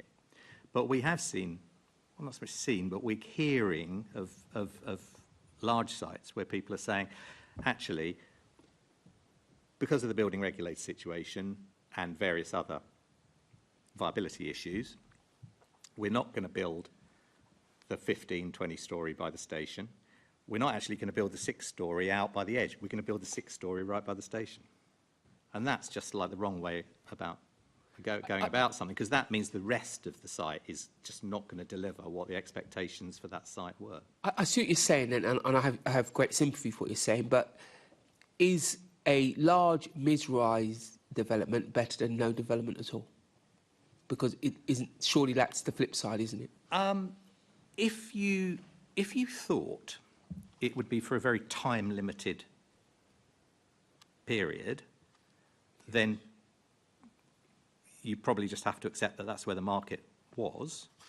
But if you just said, well, OK, we'll let that run, and we're always just going to say we don't mind how dense people build, we are going to run out of space, because, or buildable space, because, you know, we're currently engaged, and I think it's probably this committee, I've said this to before, I certainly said it in front of a committee, that we're currently engaged in the task of identifying where one would locate 880,000 homes over 10 years.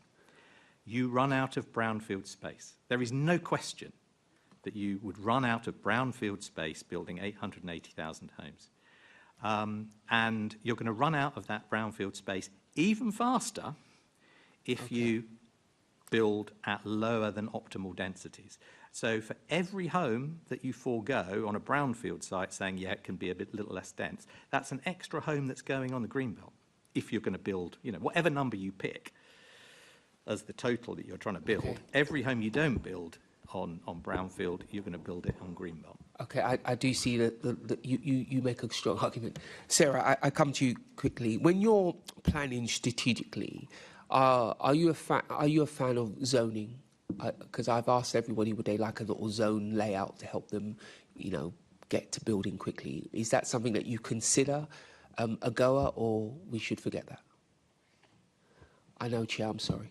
Yes, how we approach it in the land and development team is it's very context specific, so it depends on what the neighbouring uses are. So some recent acquisitions by the Mayor in zones 3, 4, they do have terraced properties in the surrounds, therefore they have been coming forward with mid-rise housing, that is very suitable, whereas other sites, big strategic regeneration sites like Greenwich Peninsula, Barking Riverside, it makes sense strategically looking at that within opportunity areas to really optimise housing, and that's where taller buildings are more appropriate, albeit at a master planning scale. You want to have variety so that you have some instances of height and others which are more mid-rise to enable it to be attractive to a whole range of different people wanting to live in those homes. So no sweeping zones in a London plan, it's definitely contextual, and you and your team have enough bandwidth to cover all of the context of all of London? Yes. Okay, that's an answer. Thank you, Chair. Just as a follow-up to that, on zoning, Deputy Mayor, would you potentially support changes at a national level that enabled a zonal rather than more discretionary system that we have currently? No, simply on the basis that it's been tried at least 3 times before, certainly twice before, and it found us on an unwillingness of legislators to impose a system on local government that would mean that all the key decisions were taken in a process that most people don't engage in. So if someone proposes a development, it's not to the locality's liking, and then effectively being told, well, the key decisions about whether that was permissible or not were taken 6 years ago when a master plan was being drawn up for the area. It doesn't really cut much, isn't particularly favoured in this country, and it's been looked at and got very close to happening a couple of times previously, but the government each time has backed off, and I think that it would probably be the case again. If what you're talking about is the zoning that is common in other countries where draw a line around somewhere, that can take buildings of X height in an envelope, and that's what people can build to. And at the end of the day, planning policy in this country can only encourage and permit. It doesn't mandate. And I think it's quite a step change to go to zoning from that. Alan. Yeah, can I come in? Yeah, I suppose it very much depends on what you mean by moving to a zoning system.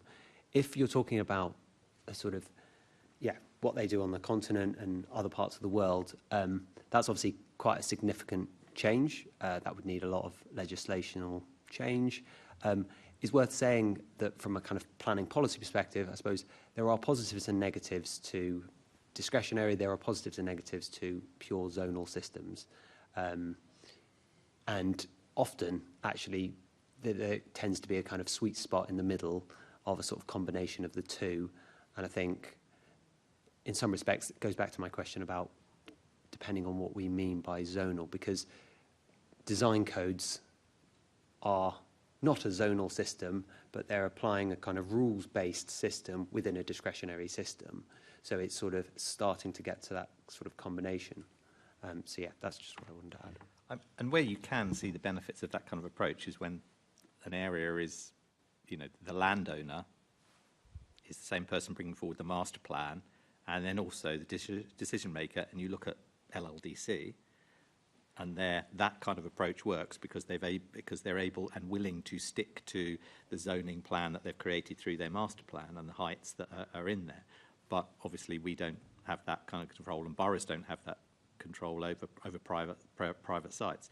And also, of course, a lot of private sites come forward as 30 by 30 square metre blocks, and you're dealing with the viability that exists within that red line, whereas you can play far more intricate tunes on a large development site and get that mix of typologies is far more desirable. But of course, it's made much harder when you're trying to create that mix of typologies, but fitting with an overall master plan when it's a fragmented ownership and people having to address the individual viability of their own site. Would the development corporations themselves, in that example, be something in favour of a more zonal system, the success that some of the development corporations have had in terms of house building? At the end of the day, I think it's kind of like land ownership is the key that unlocks it, because then because it's the same person it's the same organisation in terms of LLDC that that created owns the land, created the master plan, and then also the plan it ran the planning committee. So everyone was on board for the vision of the place, whereas fragmented ownership ends up meaning, as I say, not competing, but different interests. As I say, sorry to keep repeating myself, but it comes back to viability and viability of individual sites, and that has far more dictated how high buildings go than probably any other thing. I don't think anyone sits around thinking let's have a great huge 25+ story residential building just for the sake of it. It's 9 times out of 10 it's driven by the viability of the scheme. Although I say that, caveating heavily, that of course that's turning for the reasons that I've said. Construction costs, regulatory costs, the second staircases. That has made height as an easy thing to turn to address viability issues far more problematic. And instead, now people are flipping to go to the under 18 metres as a reason to get things away.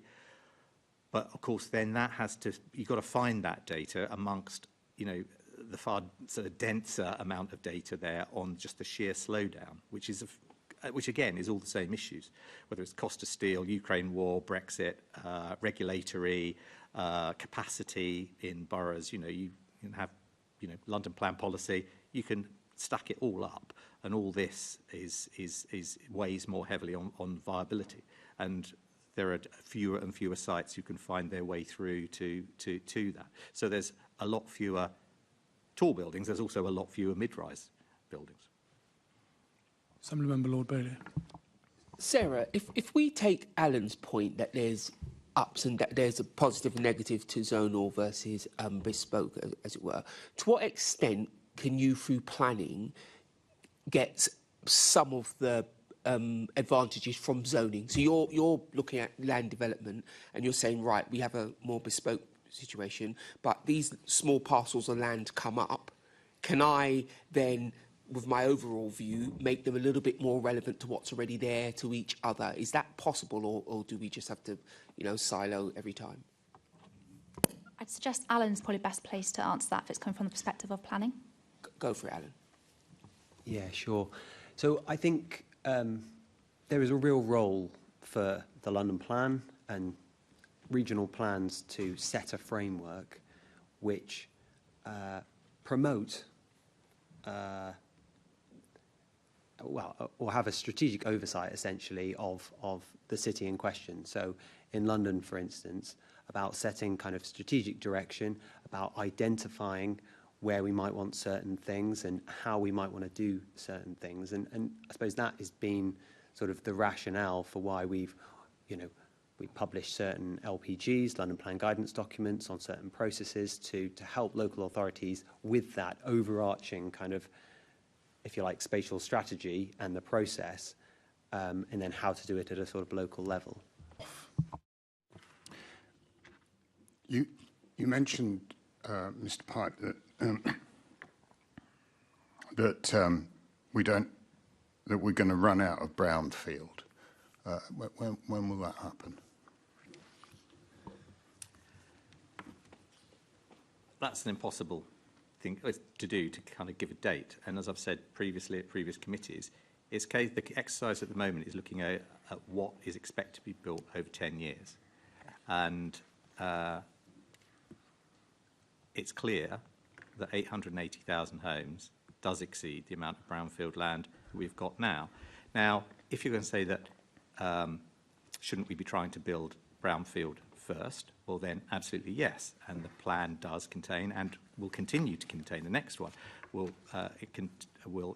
have within it encouragement and direction to build on brownfield land first. But how would that work then? Well, I say there are policies in there that clearly do encourage that, and not least where you'd be encouraging building on brownfield rather than greenbelt. Well, until recently, there were clearly policies that made building on greenbelt very difficult. Then it was relaxed, for example, in relation to the amount of affordable housing that could be brought forward on such a site, and that was by the previous government, who brought in that nuance that permitted, that allowed the balance decision to take into account. You're not mentioning anything there where you said you would encourage to build on brownfield. I haven't heard encouragement to build on brownfield. I've heard encouragement to build on green belt. What are you going to do? That's clearly not true. The mayor has stated again and again, and I mean, while I'm arguing this point, I will then hand over to Alan to give you some examples of specific policies if that's what you want. But we've always been quite clear that it's brownfield first. It's only very recently that there has been this the shift in government policy permitting exploration of, well, an expectation of a review of Greenbelt to identify areas of Greenbelt that are not performing highly on the criteria of being Greenbelt, to identify them for possible development. And then one of those things that has been put in to make it less appealing than brownfield is that there is an expectation that it would deliver 15% more affordable housing than the local policy. It was only clear beforehand because you couldn't build on Greenbelt. Well, no, you could. No, that's absolutely nonsense. I mean, nothing stopped people bringing Politically, forward. the mayor Nobody nailed his flags to the mast. National policy, Greenbelt. National policy did not forbid building on Greenbelt. It did not stop people coming forward with applications for building on the Greenbelt, and some of them ended up being justified at committee and permissioned. I mean, it's a matter of fact. You can't say that nothing's ever been built in the Greenbelt. I'm just saying that the option wasn't there beforehand. Brownfield was, or grey, whatever it was called now, that was the choice beforehand, because from the mayor's political position, he didn't want to build on Greenbelt. He kept telling us for many, many years he didn't want to build on Greenbelt and how it was safe in his hands. So that effectively wasn't an option. And it's still not so safe, though, is it? And it's still not our preference. Oh, it's still not our preference. Well, let's go on to your preference. I mean, look, I don't know. Let's go on to your preference. This is a matter of logic. Yeah, let's go on to your preference. This is a matter of pure logic and numbers. I know that you don't want to go outwards. I know that you don't want to go upwards. I'm just fascinated to know where you want all your houses with gardens, two-storey houses with gardens, to go. Actually, that's why we've got this investigation. To find out where those two-storey houses with gardens are going to go? Where this investigation is going, to find out what's the good typology. We absolutely have established that tall buildings are not a good typology on this committee, and we're now talking about what typology might introduce gentle density. But let's go back to what you were saying just now. You said that we will run out of brownfield and it will be greenbelt first. Now, we heard evidence... No, I didn't say greenbelt first. Oh, sorry. I said it's brownfield first. Brownfield first. Sorry, I apologise. Brownfield first. Now, we heard evidence in the previous panel from people who actually develop homes and who effectively said, why would you build on brownfield if you've got something nice and easy to build on greenbelt?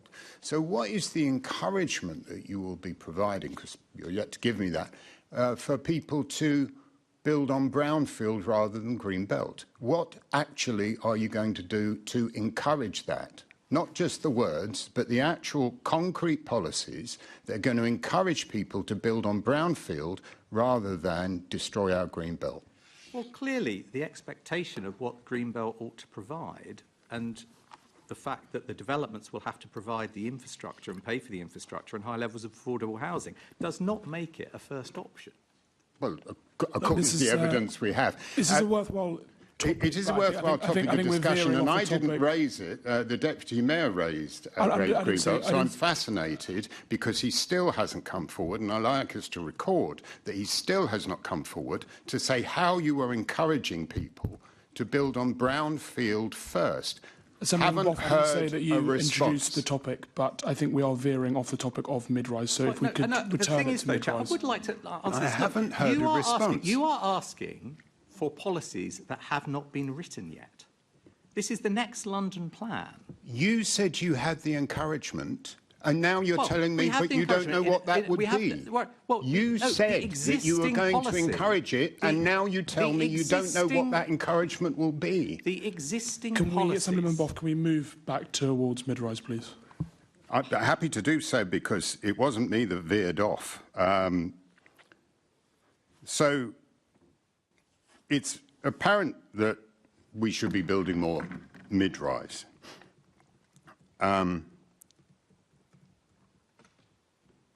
What's against them? What's the downside of building mid-rise? Nothing if they're built in the right place. And to what extent do mid-rise schemes work for families? Very well. The Mayor recently announced a package of temporary measures to address low rates, chronically low rates of house building in London. Will those changes encourage more mid-rise development? It's designed to encourage developments of all sizes, not specifically aimed at mid-rise or high-rise. Well, I certainly am encouraged that occasionally the Mayor does listen, because I've been going on to him and yourself for many, many years about how... Even a broken clock is right twice a day. It absolutely is. And this broken clock's been around long enough to see that they should have been paying attention to me earlier. Yeah, but and you were that wrong, is that your artificially high targets for affordable housing have actually got in the way of developing homes in London, haven't encouraged them. But Chair, I'm pleased that the Mayor has once again, the questioner is going way off topic, and I would be quite happy to correct him if the committee is willing me to indulge me in correcting his mistake. I am delighted that the Mayor has finally listened to what we've been saying for many, many, many years. Do you believe the regulations around second staircases are the reason that mid-rise development is currently not viable? Well, the requirement is for a second staircase above 18 metres, and it clearly adds viability issues to any typology where it's required. Right. Has the focus on tall buildings in Policy D9 without the equivalent guidance on mid-rise forms left ambiguity about where medium-scale development should occur?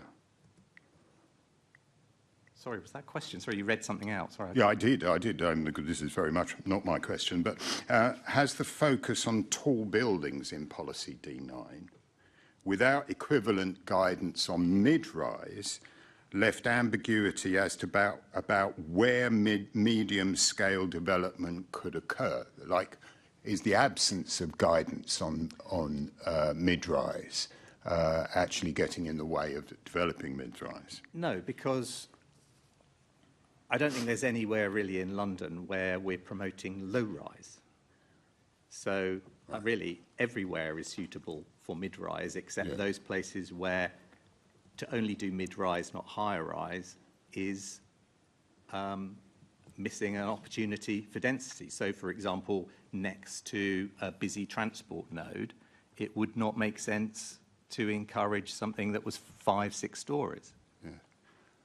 And just to go on to Miss Burt, you raised Barking Riverside. Of course, there is a development of many mid-rise properties, a lot of family housing, and it's a development that has always been attractive, for as long as it's been around, attractive to families and sympathetic to the natural environment around it. Don't you feel that the addition of the tower blocks that are so loved by this administration will now make it unattractive to families, a threat to the natural environment, and be really only attractive to investors from the Far East? In reference to Barking Riverside, that has increased in capacity to 20,000 homes in terms of the master plan. Clearly, that's in order to meet housing need, and there is significant housing need in that borough, and it delivers significant level of affordable housing. Of course, detail will be given to ensure there's sufficient 3+ bed homes for family housing. In tower blocks? I don't know the detail. Well, that's the of addition. the That's the scheme. addition. The addition is tower blocks.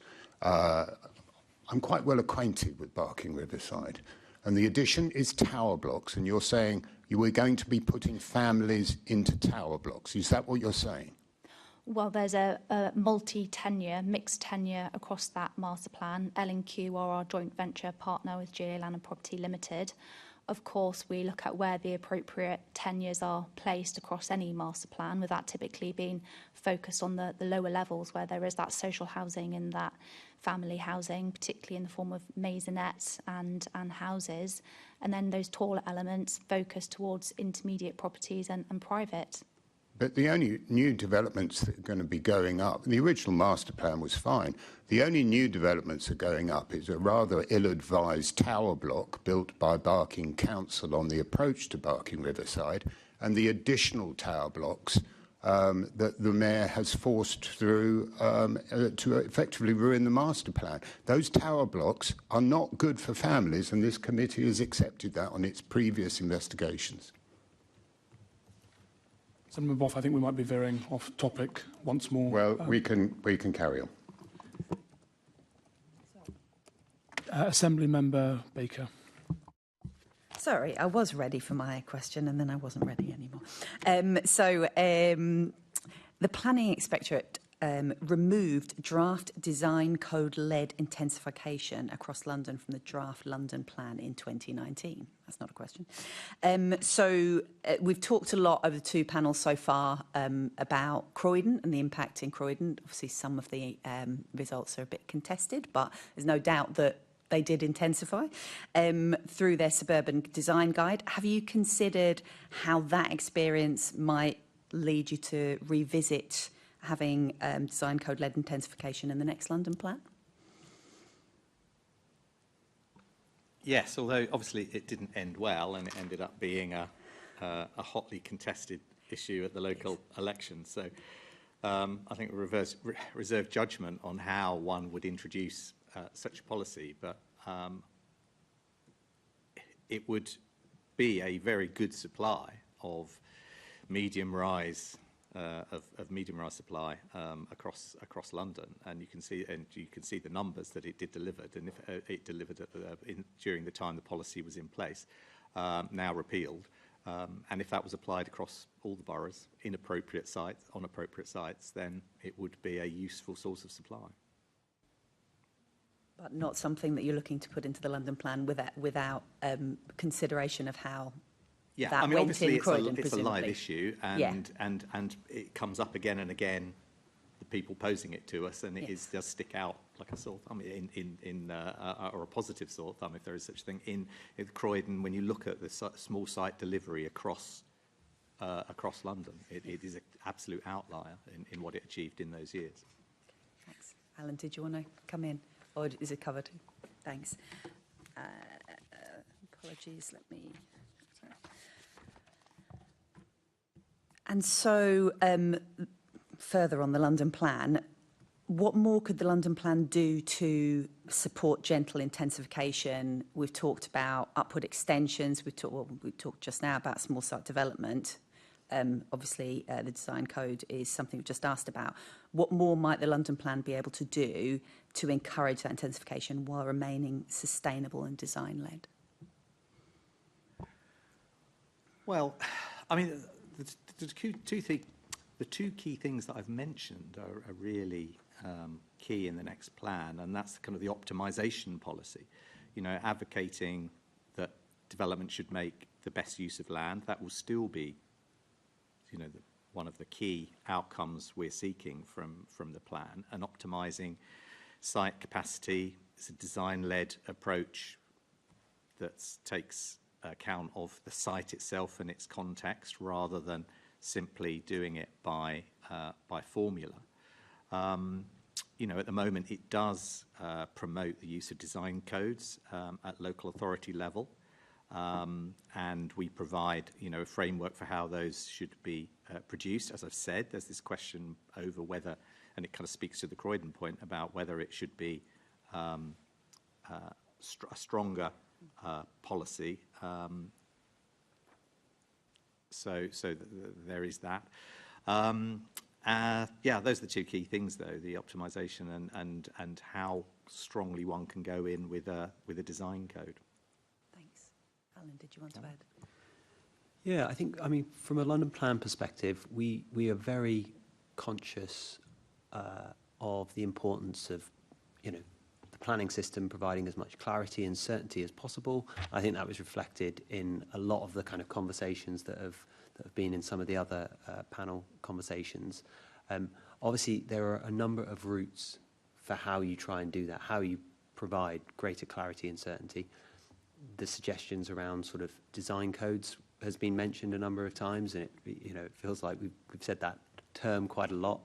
There are things like local development orders, which you can embed design codes within, and that can provide lots of certainty up front. And I think we reference some of these things in the Towards a New London Plan document, where we provide a kind of number of options where we talk about, one of them, for instance, was the potential of a London-wide small site design code. So coming to that point around sort of intensification or upward extensions. So that again is a sort of option that we're exploring among many. Thank you. Back to you, Chair. Thank you. Assemblymember Garbutt. Hello. Just before I start with my question, I just wanted to give a moment to talk about whole life carbon, and just if anyone wanted to make any comments about mid-rise developments within the context of a whole life carbon assessment compared to other developments. I don't know who could, is that assessment that's been made or a recommendation that is part of planning?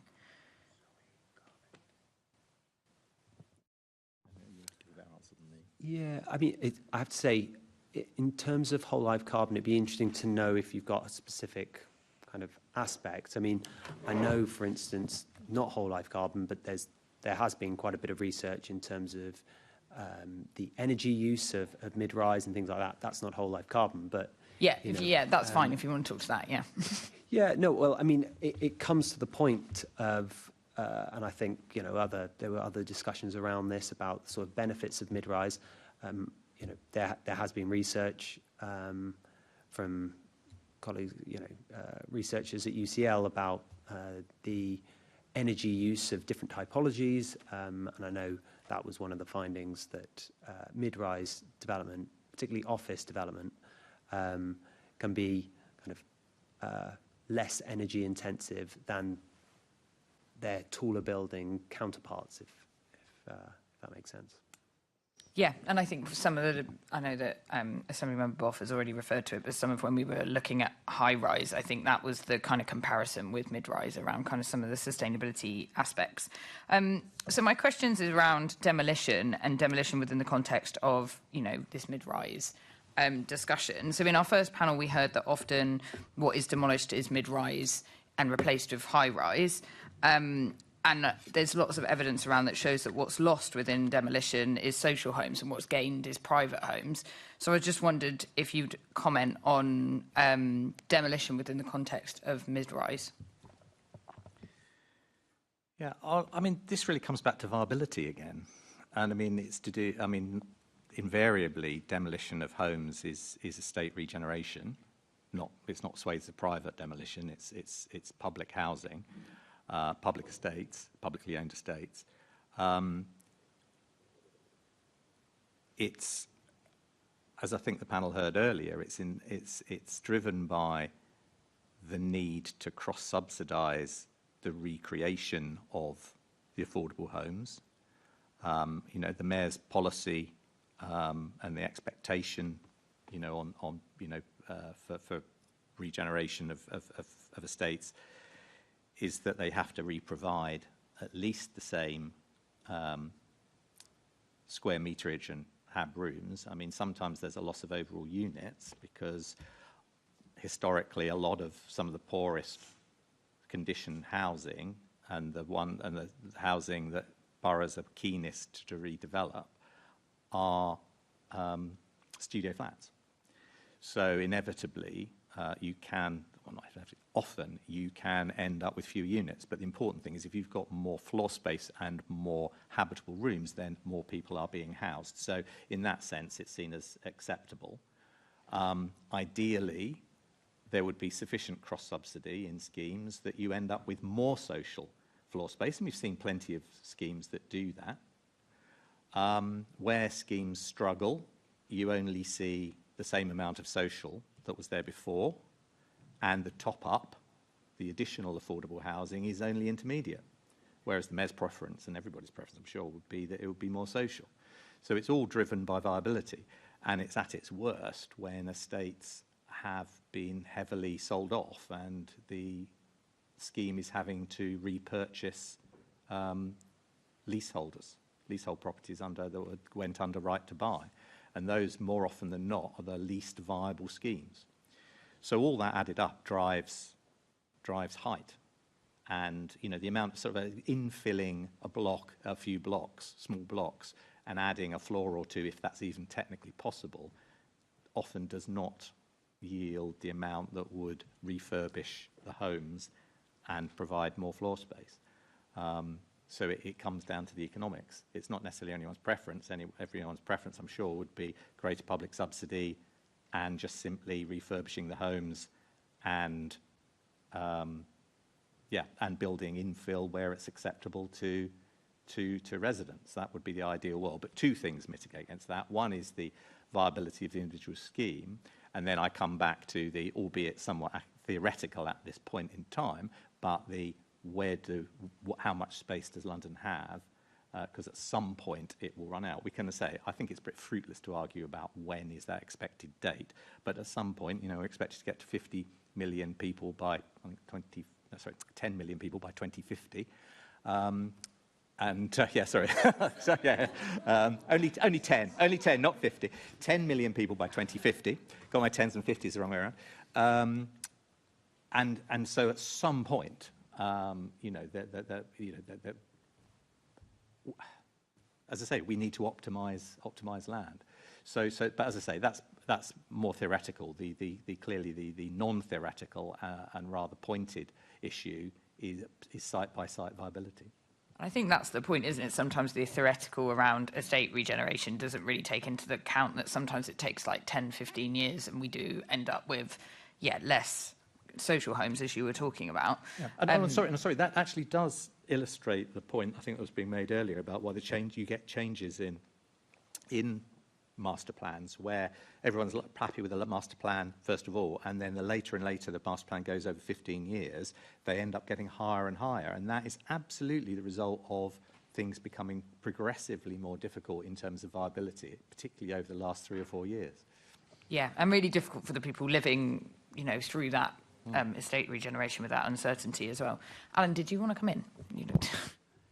Yeah, no, it's just on the point around whole life carbon, and I suppose connected to a lot of this is also, the rationale for prioritising design quality is to ensure that buildings have longer lives. They don't need to be demolished, and if they're developed at optimal densities and their densities have been optimised, then that's the kind of sweet spot in some respects. Good for the environment, good for communities and what have you. Great, thank you. I think we probably need to move on, don't we? So I'll go back to the chair. I'm going to quickly ask a question, because I'm next. That's what I'm doing. Go ahead, Assemblymember Lord Bailey. Excuse me. Sorry. I'm going to quickly ask a question about whole life carbon. Clearly, what we build the buildings out of is important for that. How much thought does a London plan give to that? Because concrete is intensive, but does last a long time. So, have we done the equations? Are we looking deeply into these things as we ask people to develop? I have to say, it's not my area of expertise, as I... Okay. But... Okay. I'll move on to my next supplementary question. This is sort of... with estate regeneration, Deputy Mayor, does it happen... there's an element of it happens more regularly because it's easier to be done because there's one owner of the property, etc., etc. But to what extent does the poor level of maintenance that most estates have over the years affect that? And also their poor management as well. I've lived on several estates in this fine city of ours. I'm going to suggest every one of them was managed poorly. None of them were maintained. So what element of that means that they need to be regenerated more regularly? I mean, there's an element of truth to that, but the problem is, I have sometimes said to people that, you know, and I think I've said it again to committee previously, that if one was to offer you 100 flats for free and said, go and make a business out of renting those 100 flats, but all the profit's yours, but all the liabilities are yours on those 100 flats. And then they said, and you can only charge the levels of rent that local authorities can charge, I think you would be mad to take those 100 flats on. But that's the task that councils across the country, and particularly in London, are faced with, that they're trying to maintain properties and manage properties on insufficient funds. And obviously we can't just simply raise rents. It would be undesirable to simply raise rents for people who can't afford it. I mean, there's a whole debate there about who occupies local authority housing and who's subsidised, who's not. And I think you yourself have said it's not affordable housing, it's subsidised housing. I think I'm right in saying that. Yes, but there is an element of truth in what you say about the fact that that things aren't as well maintained as they should be. But as I say, that's because there's limited funds available for that. But also there is something about the way they were built in terms of the time, you know, system-built homes and uninsulated concrete, solid walls.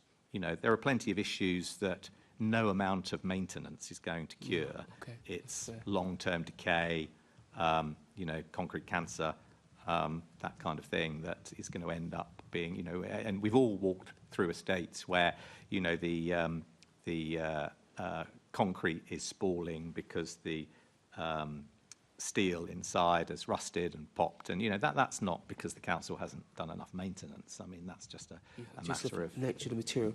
I do have great sympathy for the plight of councils because they're given tons and tons of statutory stuff to do, and there's never any money to deliver it with. So I don't say it as a criticism. I say it as a let's not do that again type of affair. But sorry, I think you may have missed earlier that I think. But forgive me if you didn't. But I did say that one of the biggest driving factor, though, often is just simply viability. The fact that the councils want to see, and the mayor requires it in terms of you know his estate regeneration requirements. That the floor space and number of habitable rooms is equal or more than is already there. So re-providing that, preferably providing more, whether it's social, whether it's intermediate, that requires a certain quantum of investment. Yeah. And then if you can't fit a few infill blocks and a bit on the roof, if that isn't sufficient to pay for all that refurbishment of the existing blocks and buy back all the leasehold properties, then you're into kind of building something far denser. And it's how many times has this happened where the finances are looked at of doing that? Someone comes up with a great design that's like 5-6 stories tall. Everyone's pretty happy with that, but by the time it comes to implementing it, it's up against it in terms of viability, and then the next phase ends up being a story or two taller, and the third phase is another story or two taller, and you see that again and again as the viabilities become more and more difficult. I suppose one of the questions, if we're talking about medium rise then, is does medium rise for the future of London maybe sidestep that problem slightly, because quicker to build, less to develop, because redeveloping massive estates comes with massive issues. If the buildings are physically smaller in the first place, does it maybe lessen this problem for the future? Well, no, it doesn't overcome the viability problem of re-provision on estates. It does if it's at the moment we're moving. As I said earlier, the sweet spot is moving. That perhaps the mid-rise 6 or so stories is becoming more viable on a kind of empty brownfield site. Right. But the problem on regeneration sites, on estate regeneration sites, is that you've got all these additional things it has to pay for. You know, the re-provision of flats for people who already live there, plus plus the buybacks of leaseholders. So those are kind of sometimes can be two really substantial costs on estate regeneration, and sadly, just putting back 6 stories sometimes does not raise a sufficient cross-subsidy to deliver the outcome. Yeah, you're clear. It's clearly complicated. You're clearly right about that. Look, looking ahead, what does success for mid-rise look like? So I've just given you a scenario which, quite frankly, you shot down. You know, but what does success look like for mid-rise? Is it because what I worry about with London is we have invented new mistakes every time. So each generation now has a new challenge to deal with as well. So how do we use mid-rise, or quite frankly any other technique, to alleviate London's challenges into the future around housing? Well, it goes without saying that we should want to minimise creep onto Greenbelt, you know, and build on Greenbelt unnecessarily. So it's about optimising the density on the land that is available, the brownfield sites and the grey belt sites. That means really defaulting almost invariably to mid-rise, except where it's really justified to go denser, so nearer transport. The closer you get to transport, gentle rise up to transport nodes, where it's appropriate. You know, so getting away from an example I often used to give, when you've got a street of 2-storey terraced homes, and I often used to get asked, so what, is the London plan keen to put a big tower block in the middle of that road? And it's absolutely not. But what it is encouraging is, at the end of that street, where it meets, you know, 4-storey high street with, you know, shops on the ground floor, perhaps a flat or 2 above, and where it meets that on the corner, there's a car park behind, because it's a bed shop that's gone out of business, and it's changed something to something else, and they don't need the car park anymore. We need to stop people saying, well, what we need to do is just continue that street and build 3 more semi-detached houses. What it should be is next door to the 2-storey house, a 3-storey, and then next to the 3-storey, a 4-storey, where it meets the shop, 4-storey shops, and it'd be a block of 12 flats. That way you've housed 12 families instead of 3. And that's where, you know, defaulting to that rather than, oh, well, that might annoy a few local people, so we're just going to give permission to, like, 3 more homes with a car parking spot outside. It's not tenable. And as I say, if we do just allow that to happen as a city, and as individual boroughs, then it is just encouraging people to say, oh, it's just too difficult to do anything in London. We're just going to go onto Greenbelt or go outside London. I almost asked this question hypothetically. So is that that's what a version of success looks like? Is that a recipe? Oh, sorry, we did kind of segue. So yeah, no, the short answer to your question is the success would look like the successfully regularly defaulting to mid-rise. You know, on sites that can take that, not undercooking them, but only going higher, you know, where justified towards. And do you think the London plan facilitates that? Well, as I say, it does encourage. Well, particularly the plan guidance. Say there's 4 bits of plan guidance that actually encourage mid-rise, and you know, it doesn't so much encourage high-rise. High-rise is encouraged by viability. It doesn't stand in the way of high-rise in terms of, you know, in terms of delivery, but it's not particularly encouraging of it. I'm less angry about high-rise than some of my colleagues in the right place. I think, you know, in the right place. Yeah. It happens, it does get pushed, though, even in the less than right place, because of viability. If someone only owns a site that's 30 metres by 30 metres and they want to make it work, then... The magic word, though, is appropriate, isn't it? Like, I am angry about the family aspect of that, but I'm not angry about, you know, there's young people, of which this city is full of, who could quite happily live in a high-rise for a proportion of their life. But I'm going to go back to the chair so he can deal with his meeting. Back to you, Chair. Thank you. Just following on from those last points made by yourself in response to Lord Bailey, do you think mid-rise should be the default just in suitable greenbelt areas or more broadly than that? Oh, yes. I mean, yeah, broadly across. Yeah, I wasn't talking just about greenbelt. I mean, I think generally. I mean, it's obviously I ought to be careful though in generalising, because there will be examples where, you know, that something does lend itself to something higher, and all this is so site specific, and you know how large a site is that you could then, you know, I mean, look at, say, good example, Canada Water. Were we really going to say that Canada Water should be capped at six stories? It's on a Jubilee Line station, 2-3 stops from, you know, central London. You know, as you get around the station, it's surely quite acceptable that you do have some 20-storey towers. You know, as Lord Bailey said, for people who do want to live like that and are happy to live like that, should it be a sea of 20-storey towers over the whole thing? No, I'm not suggesting that. But something that large, you know, you would think that actually there's a way that you can almost, it's like a mini city there rather than just all flat mid-rise with a few point blocks. So, you know, there's a bit of subtlety there in that one has to apply to the generalisation. So default, but responsive to local context and character. Yeah. Assemblymember Garbett. I wanted to ask a couple of questions about how you hear from residents and communities, because it was quite a big theme of our last meeting, and then it came up a bit at the panel before. Just this dynamic between kind of what's in a local plan versus what gets approved at a planning committee. And I just wondered if any of you had any reflections on how we can strengthen, you know, the resident voice within planning, or if you had any reflections on the planning system. I mean, I think it's absolutely crucial that the people who are most affected, and that's coming back to estate regeneration, are where their voices should be heard.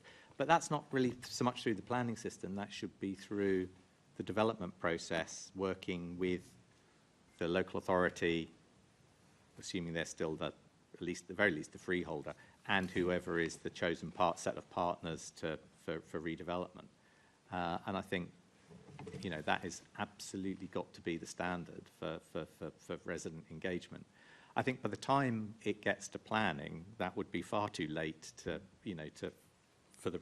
I'm not saying the resident voice is irrelevant at that point, but it should have been heard a darn sight sooner than that, which would have been years previously at the first suggestion about redevelopment of an estate. More broadly, though, the private sites and just the general ad hoc developments that get put forward. You know, boroughs have their statements of community involvement. They had the opportunity to feed into local plans, but it's woeful getting people interested in that because it's a theoretical exercise. I think the GLA had some good examples of opportunity area plans that were brought forward that got really good engagement. The one for Beckton, for example, and Raw stuff. That did get good engagement, but I'm sure there'd still be people who'd say, "Well, no one ever asked me," so it's difficult to achieve planning. There's only two ways to fill a local hall. It's introduction of planning controls and parking controls and controversial planning application, and that's where everyone feels a room. And I guess that's the dynamic that was being described previously. It's that, you know, engagement on a local plan. Everyone agrees the local plan is, you know, right for the area, but then the things that get agreed often aren't in line with the local plan. And I think it's that dynamic. I don't know if you had any reflections on that, because you also described a minute ago that obviously as the length of the life of the local plan goes on, that people get more dissatisfied. So it's kind of that dynamic. Yeah, I mean, I've seen it sadly time again that you know, local plans have been drawn up, particularly very specific sort of SPDs and on a locality and for a locality, and they're not realistic because the developer cannot get a return and therefore doesn't want to bring anything forward. So if you look at, say, Charlton Riverside, it mandated quite low levels of height, and time and again, developers have just said, well, I'll just keep it as industrial, or I'll even build new industrial on it because I cannot make a residential scheme work unless I can go high enough. So yeah, you get that conflict. And then in that example, where would you expect to have that conversation with residents? So back at the beginning saying, being honest about that dynamic, or push, and I guess this is the problem, isn't it? It just comes back to kind of where what kind of grants are available and what's prioritised. But yeah, I mean, obviously it's difficult to have those kind of precise, quantified, specific cash terms. You haven't got a developer necessarily there articulating the impact. I'm not saying that it doesn't happen at some point, but you don't have the residents there and it then walk through with the developers and the owners necessarily there and them arguing it should be higher in front of the residents. I mean, perhaps we should have something more like that. But, yeah, and I have seen some consultation where on specific sites where people use a model and residents are asked to kind of put the different buildings that they want or the different kind of types of homes. But often in those as well, social homes are seen as negative rather than like a positive financially, if you're looking at it kind of in a broad. So I think there's sometimes conversations that, some of the models are even used with residents, I think people find frustrating. I think Alan wants to come in. Yeah, I was just going to come in on the sort of planning point that was made earlier and around sort of local plans and then things potentially going a different way when it gets to planning application. And this is, we work within the system that exists. And that's not to say there's any perfect system. There are always, and there are some good things about our system, but yeah, I mean, there are kind of uncertainties about that. But that is more to do with how the planning system is and how, we have regional plans, we have local plans, but ultimately that doesn't mean that at a planning application stage, someone can't put something that is completely different, and that has to be assessed on its merits and could be approved, or, may well be approved. And, that is the system. Jules, just finally, are you concerned with the increase of developers that are just going straight to the inspectorate instead of kind of going through local planning processes? I know there's been one recently in Southwark, but I don't know if there's, I just wondered if you had any thoughts on how that's bypassing kind of local decision making. I mean, it's not clear what's driving some of the activity other than, and people going to the inspector, other than the drop in overall activity has made the inspector a more attractive proposition for some. Before, it was taking quite a long time to get through the inspectorate process, and because of the overall drop in activity in the country, as well as in London, some see it as an easier prospect to get through. Plus, because of the financial situation overall, nationally, and the impact it's had on developers, a number are getting through with very low levels of affordable housing, and fewer overall commitments and what they would see as burdens, and therefore it does look an attractive route for some. But equally, there are lots of developers out there who are still willing to engage and who are committed to building mixed communities and want to try and find a way through. And it's that council affordable homes. I'm going to leave my rest of my questions for the plenary we've got in a few weeks and go back to the chair. Thank you. Chair. There is two sides to the development story, though. Assemblymember Lord Bailey, it was Assemblymember Boff next. He'd sorry. indicated. Assemblymember Boff. You said how much we need these tower blocks with 1- and 2-bedroom flats in. I think you indicated that taller buildings you'd be sympathetic to them in certain places.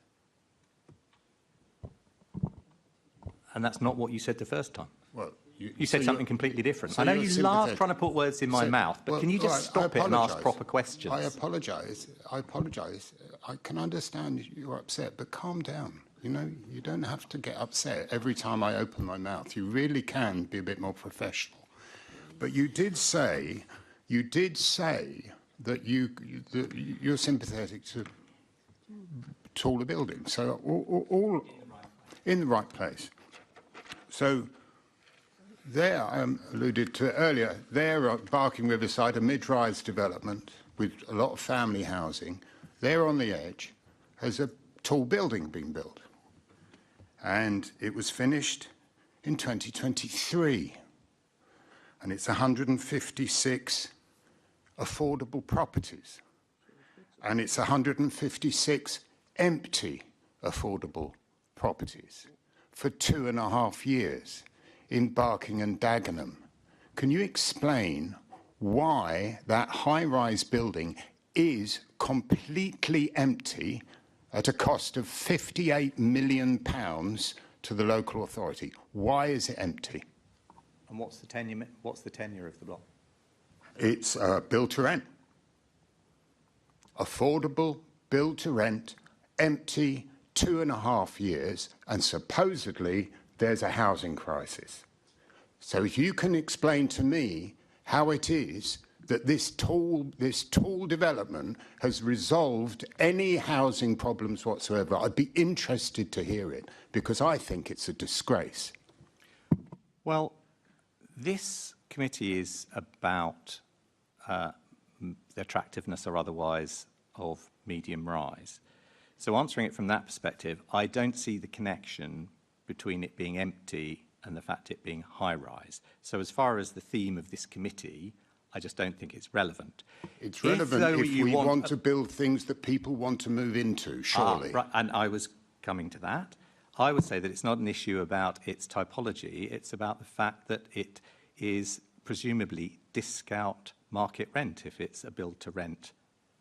I don't know this particular property, so I'm making a guess here that if it was part of a build to rent proposition, then it's discount market rent. And discount market rent is one of the least favoured, and we're quite on record as saying this, it's one of the least favoured of affordable tenures that the GLA seeks.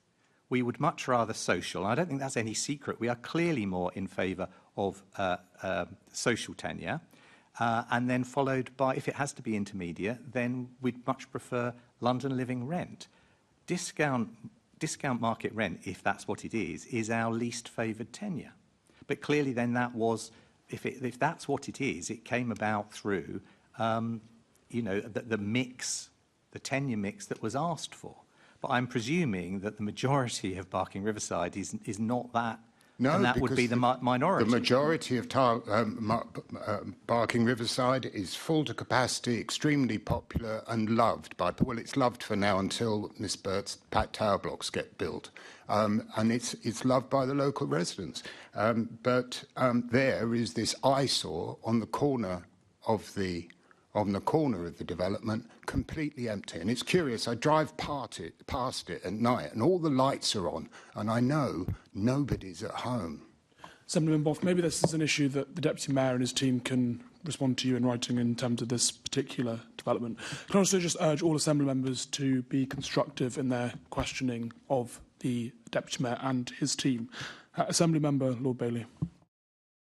I just wanted to talk about viability and developers, and because sometimes in these committees we speak about developers as if they're the devil, forgetting that if they don't risk their private capital, we really would have an even bigger problem than we have as well.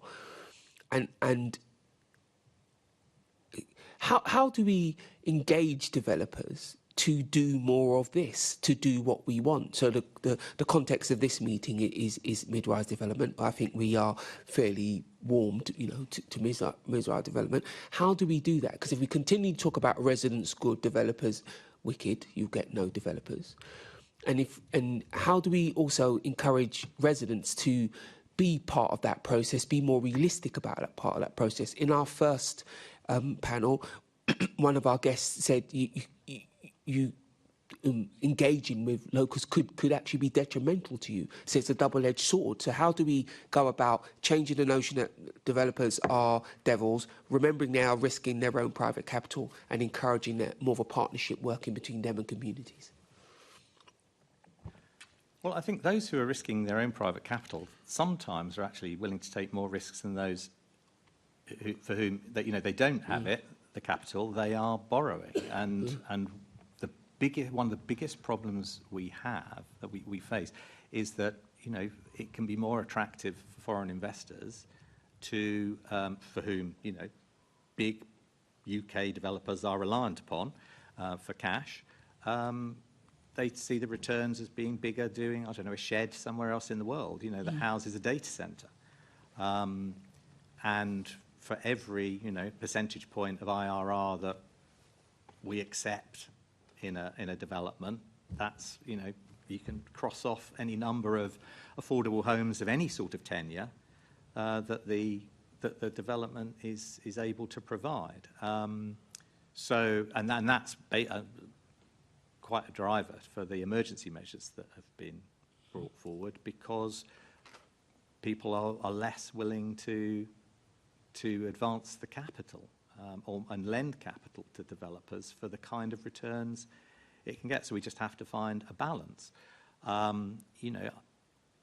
It's quite clear when you look at the figures that and particularly the impact that the affordable housing LPG had from 2017, you just see this inexorable rise in amount of affordable housing that has been built out. And I'm not talking about permissions, I'm not talking about starts, I'm talking about completions, record levels of completions, not just in percentages, but absolute numbers. And me and the Deputy Mayor for Housing will be more than happy to come back to the plenary with those and argue them at the time. It is the case, though, in the last 2 or 3 years, and rather than, oh dear, the LPG was wrong, actually, there's been Brexit, the impacts of that. There's been a Ukraine war that's resulted in huge steel costs. There's been huge different amounts of regulation and taxation, including, the building safety levies and the delays of the building safety regulator that can add 18 months and so that's 18 months of extra borrowing costs that these developers have. You just add this all up. And okay, we have given on on some of these issues, both on design, which I think you touched on in the previous session, and on affordable housing. But that's because those are the levers that we control. We don't control the interest rates of the lenders. We don't control the interest rates to the people who are purchasing properties. We don't have powers to intervene in the Ukraine war and reduce steel prices, and. So we have pulled the levers that we can to try and ease some of these developments through. And it will tip some of them over into viability. And that's the expectation and the hope. You are correct. And you know me, I've been very complimentary about the GLA's planning and development team. And we all know that the circumstances, the market's been tough. But I do believe you do need to accept that lowering the level of subsidy, in this case, how many affordable houses needs to be provided, has been a bit of a drag. And this measurement would have been useful if it was done a bit earlier. We can argue about how, when and whatever, but I don't think it's useful to completely deny the effect it's had. I think the Deputy Mayor's... Undoubtedly, it is an increased cost. But I would say that it's not that there are all these other issues. It's one of many. On that, we can agree. And we have just moved the one that is available to us. I accept that, but it would be much preferable, though, if all the other factors had moved and we could still maintain the 35%. We can probably agree on that as well, but you could argue because it was the one you could affect, you maybe affected it too much. But hey, c'est la vie. We are where we are. Deputy Mayor, you spoke about the levers that you have here, but are there any levers at national level that might need to shift in order to see the increase in mid-rise development that I think we want to see?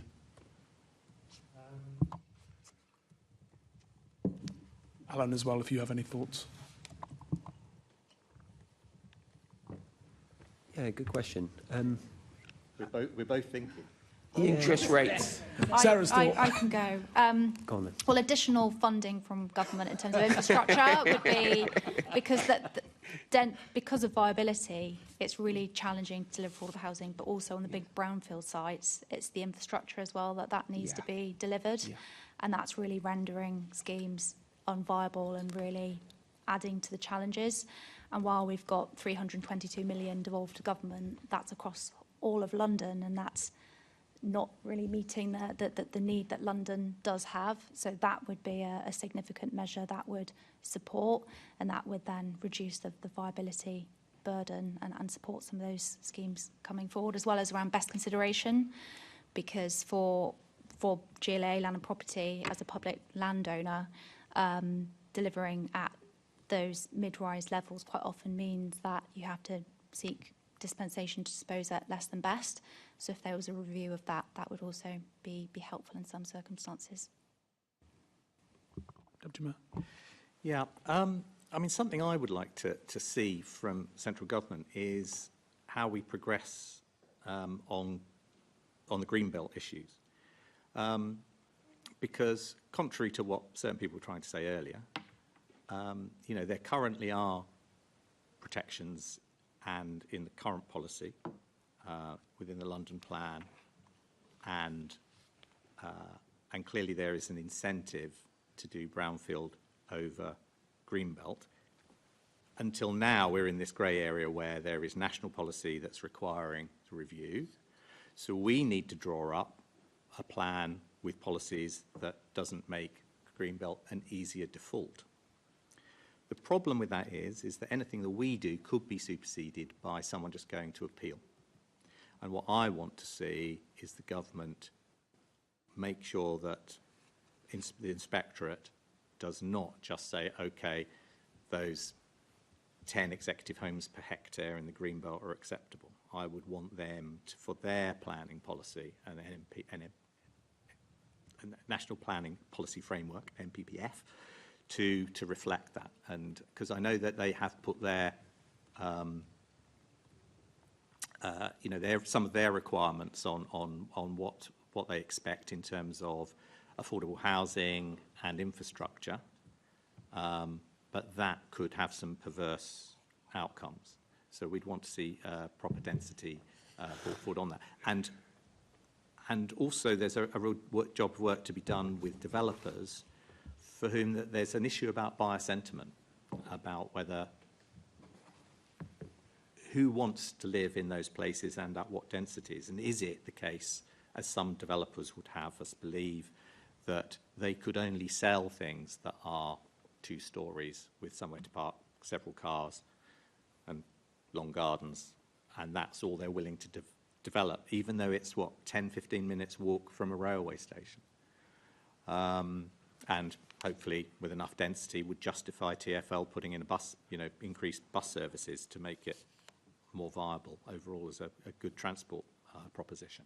So, yeah, so basically everyone needs to be on the same page, because otherwise, if there are gaps, then they'll be exploited. Thank you very much. Alan. Just to round it off, the long list of asks. Yeah, I think from planning and from a planning policy side of things, I think it's fair to say there's been quite a lot of kind of change in terms of planning reform and a lot of uncertainty due to that. And so I think any greater certainty at a kind of national level will definitely help at a regional level.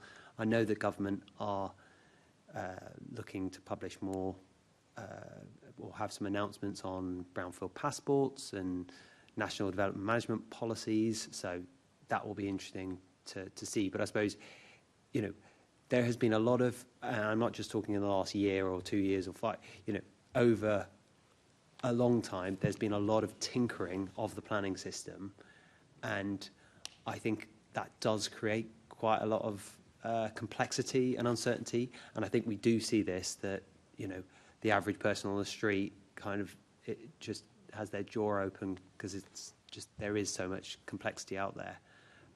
So yeah, that would be the ask from the planning policy side. Brilliant. Thank you very much. I think a comprehensive answers across the board for us to end. We have now reached the end of the session. I would like to thank our guests for all their contributions today. The committee has a few more brief items of business to deal with, but in the meantime, please feel free to leave the room.